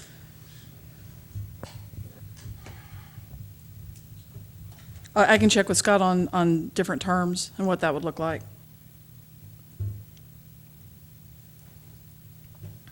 So moved, Mr. Chairman. Second. Motion and a second. Amending his motion. Amending it to give us, look at some options, bid some options. So are we approving the resolution with options? Well, first, we're going to vote on Okay. this amendment. Okay, all in favor? Aye. Any opposed? Motion passes No, Okay. as amended. as amended. Commissioner Hitchcock. I was just thinking about what Commissioner Wandell was saying, and how many years is it if the principal and interest is equal to what a $4,500 a month rent is to Capiello? Some way to compare. Be sure, that'd be close to half, I believe. There's 4,500. another way of looking at it. Yeah, that'd be basically 40 some a year. We're paying between 24 and 34. I'd say from this 12, we'd maybe cut it down to 7, something like that, as a guess. Same thing you do if you were financing something personally, maybe. Mm-hmm. You have to get a new car, payments the same, they advertise that thing as payments is important, rather than total cost. That's not important. Yeah. Okay, the motion on the floor. Have you got the motion? You just voted, you want to amend it to get different options? To get Well, we options. We voted on the options, now we got to vote on it with that amendment. Okay. Commissioner May. We're talking about, we're going to have options, but I think we need to say what those options are. Or are we leaving it up to the finance director to just ask for a number of yearly, is it going to be for 3 years, 5 years, 6 years? I mean, 3, 5, 7, 4. okay, 3, 5, 7, and 12? Yeah. That sounds good to me. Okay. All in favor? Aye. Aye. Any opposed? Motion passes. Thank you. Commissioner Wandell. So just to reaffirm, you'll come back to us with those options. Correct. Thank you. Thank you, Mr. Chairman. Thank you. Thank you, Ms. Erb. Operations Committee report by Chairman Isbell. Mr. Chairman, I will let Commissioner Mead, because he chaired that while I was in Nashville, actually. Commissioner May. Yeah, I was asked by the chair to cover this meeting because Commissioner Isbell was out of town. The first thing that was on there was a resolution that we've already addressed, and so it having to do with the TDOT thing, and that's already done. There was a motion made to forward to full commission a request to have a written report updated of the animal shelters submitted quarterly to the county commission. That's a report that is done anyhow, but a number of the commissioners thought it'd be a good idea to see, just how many animals are being handled, how many euthanized, and all that data. It's already prepared. Just this was asking for the commission concurrence that it would be good to get this to the commission on a quarterly basis, and I so move. Second. Have a motion second, any discussion? Commissioner Wandell? You're That gone? must be from the last one, I Okay, apologize. we'll clear that, please. All in favor? Aye. Any opposed? Motion passes. There was a second motion forwarded to the county commission to request exploring having Channel 95 cover the operations committee meetings. And so this is just a request for concurrence that we look to find out what this would cost and make a determination whether or not it's advisable to do. It was discussed the fact that the operations committee meeting is probably one of the other most important meetings of the commission other than the full meeting. And so it makes sense if we add something that would be the next thing. And they're just asking for concurrence to have that pursued. And so there's really no vote required, just for your information. Okay. There was also a motion made to forward to the Rules Committee consideration of having 3 alternate commissioners on the Operations Committee. For information, at this last meeting, there was a lot of conflicts, and it ended up there's only 4 commissioners on an 8-commissioner panel. There's also rules that don't allow anyone on the Budget Committee to also serve on the Operations Committee, so the most people you could come up with as alternates would be 3, and they just want that to be to the Rules Committee to take a look at that. So I make a motion that we move to the Rules Committee a consideration on whether or not we could assign alternates. Okay, a motion and a second. Any discussion? All in favor? Aye. Any opposed? Motion passes. Is that it? That's it. Thank you, sir. Mr. Chairman, Yes, sir. I'd like to go back to the Operations Committee. Under new business, I'll just read the motion. Motion made by Commissioner McCamey and seconded by Commissioner Yeager and passed to add item to agenda regarding the display of agendas on TVs. Upon motion by Commissioner Wandell, seconded by Commissioner McCamey, and passed to add to April's agenda to ask the county clerk to explore the technology display agendas moving forward. Yeah, that was just a recognition to come back to operations, so we didn't have to really, Well, I think it was a motion. you had to bring it back to operations. I so move. Discussions sometimes get forgotten, that's all. I mean, Yeah. that's all. Motion and second. All in favor? Aye. Any opposed? Motion passes. Again, Mr. Chairman. Sorry. Okay. Commissioner Wandell. Upon motion by Commissioner Wandell, seconded by Commissioner McCamey, and passed to add to the agenda update of the animal shelter. You already covered that one. Upon the motion by Commissioner Waddle, seconded by Commissioner Yeager, and passed a full commission request to explore having Channel 95 cover the operations committee meetings. Motion amended to having the meetings taped or shown the following day for public viewing. So moved. Second.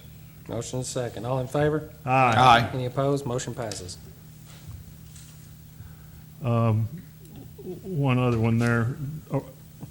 Let's see here.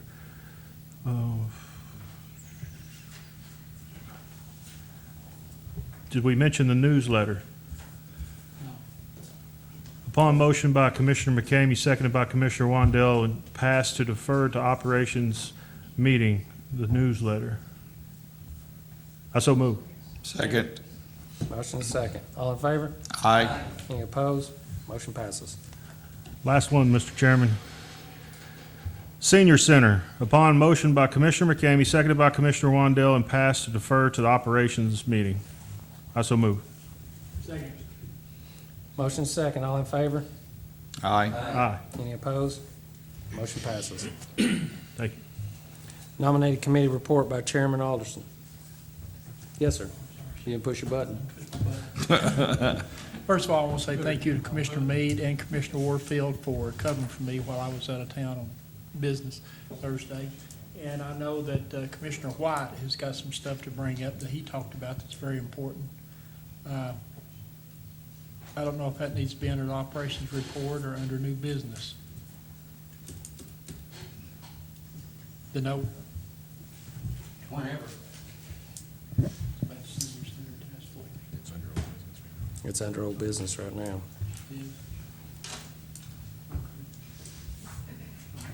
Okay, is that all right? Okay, Commissioner Alderson's not here. I actually chaired that. Okay, Commissioner Warfield. do that, Thank you, please. Mr. Chairman. I had one item on the nominating committee agenda. The Veterans Advisory Board, 2 members needed, but we only had 1 applicant. Roger William Bates, or Billy as he's called, was approved to go on to full commission. I so move. Second. Have a motion second. Any discussion? All in favor? Aye. Any opposed? Motion passes. Is that it? Thank you, Yes, sir. ASC, Veteran Service Advisory, Roger William Bates, ADA, Public Notice Application, Accommodation Request, Complaint Form. Is that you, Mr. Thank Creasy? you, Mr. Chairman. Do I need to push the button? No, sir. No, sir. No, sir. You've got it mental down. You're ready. I want to thank the committee and other members that's been, other officials that's been attending our ADA meeting, the mayor and Gary Long and Russell Bearden, and compliment the members, Steve Emmert, our chairman, and Leroy Gillum and Roger Lloyd, for all working real hard to get these items taken care of. And I want to apologize for being late getting them to you. We already have them on our website as required, but we got 4 items that we have worked and got done, and thanks to Leanne in the mayor's office helping us with this. They're on our website, and I hope you've looked at them. But there's 3 notices. I think I've already done one of those, but we actually amended it. The first one is the Anderson County Government ADA Public Notice. The second document is the ADA Grievance Procedure, which we voted on in December. The third one is a Job Application Accommodation Request. For those that be applying for a job and need some sort of accommodation, they would fill out that request. And then the Americans with Disabilities Act of 1990 complaint form for those that wish to file a complaint on. So I'd like to make the motion that we approve these and have them placed on our website. Second. Have a motion and a second. Any other discussion? All in favor? Oh, Commissioner Scott. Thank you. I'd also like to request that they go on the board that's in the hallway, where the public notifications are regarding HR and so forth. Okay. All in favor? Aye. Any opposed? Motion passes. And I'd like to say one other thing. Yes, sir. I apologize for being late on this. I went for over 20 years without missing a commission meeting, but I missed last month. That was the second meeting I missed in 20-some years. No apology necessary. But I owe it to my constituents. You're excused. No apology necessary. Thank you. No more slacking. Thank you, Commissioner Creasy. Commissioner Meredith. Oh, thank you, Mr. Chair. Thank you, Mr. Chair. I handed you out a letter, Physical Strength and Efficient Government Confirmation Letter. This is in regards to our 3-star program. Basically, it was an oversight by the chamber. We recognized that we had to have this letter from the mayor, and we also had to have commission approval of of this letter. So I so move that we approve this letter. The mayor's agreed to sign it. Second. It'll actually be dated 2017. It'll be the same format. Thank you.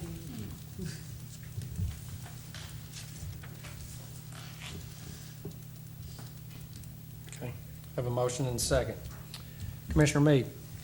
He already addressed in the last instant of his breath that we're going to change the dates. Okay. Anyone else? All in favor? Aye. Any opposed? Motion passes. Thank you. Thank you, Commissioner Meredith. Okay. Submitted by Commissioner White, Senior Center, for the chairman to appoint committee to address the overcrowding of the senior center. Commissioner White?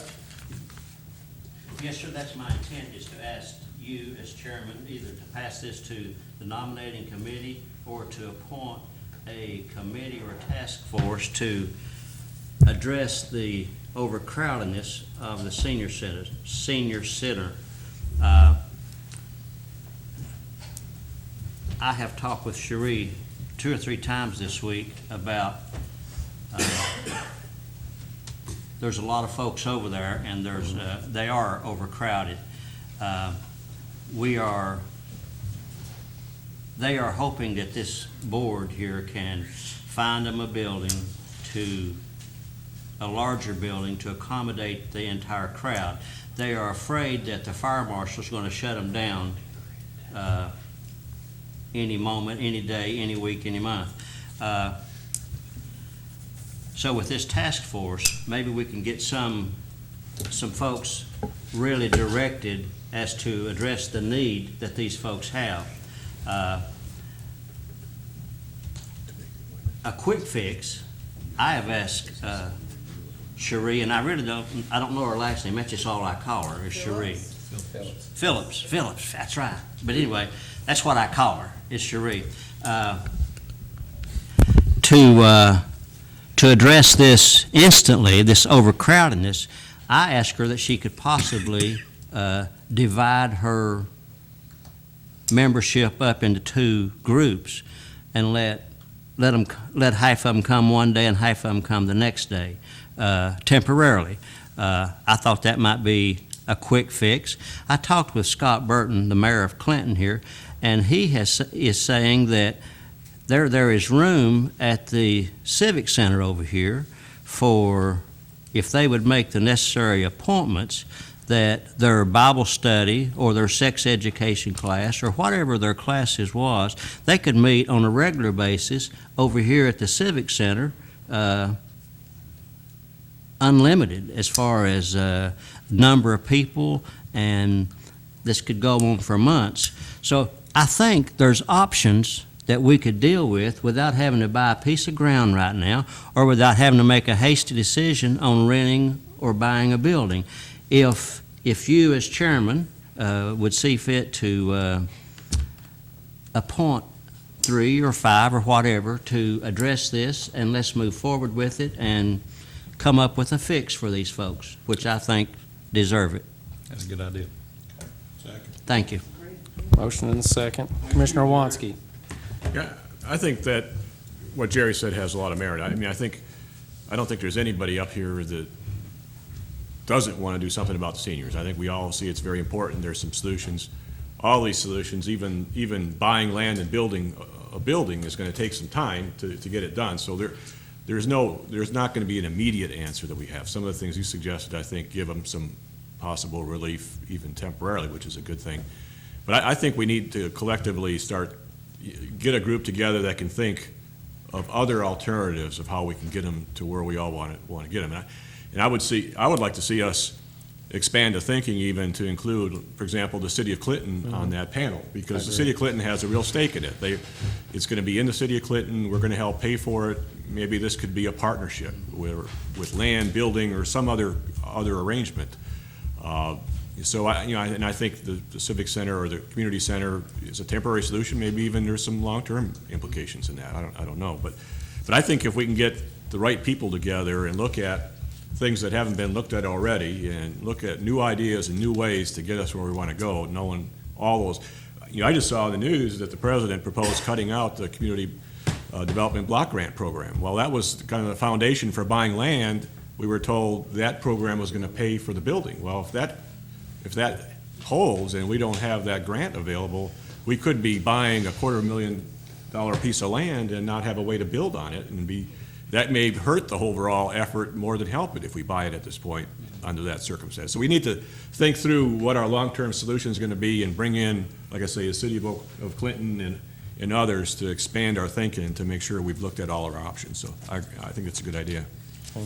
Commissioner Creasy? Commissioner Wansky covered it, and I want to compliment Jerry for taking leadership on that. That's a great initiative.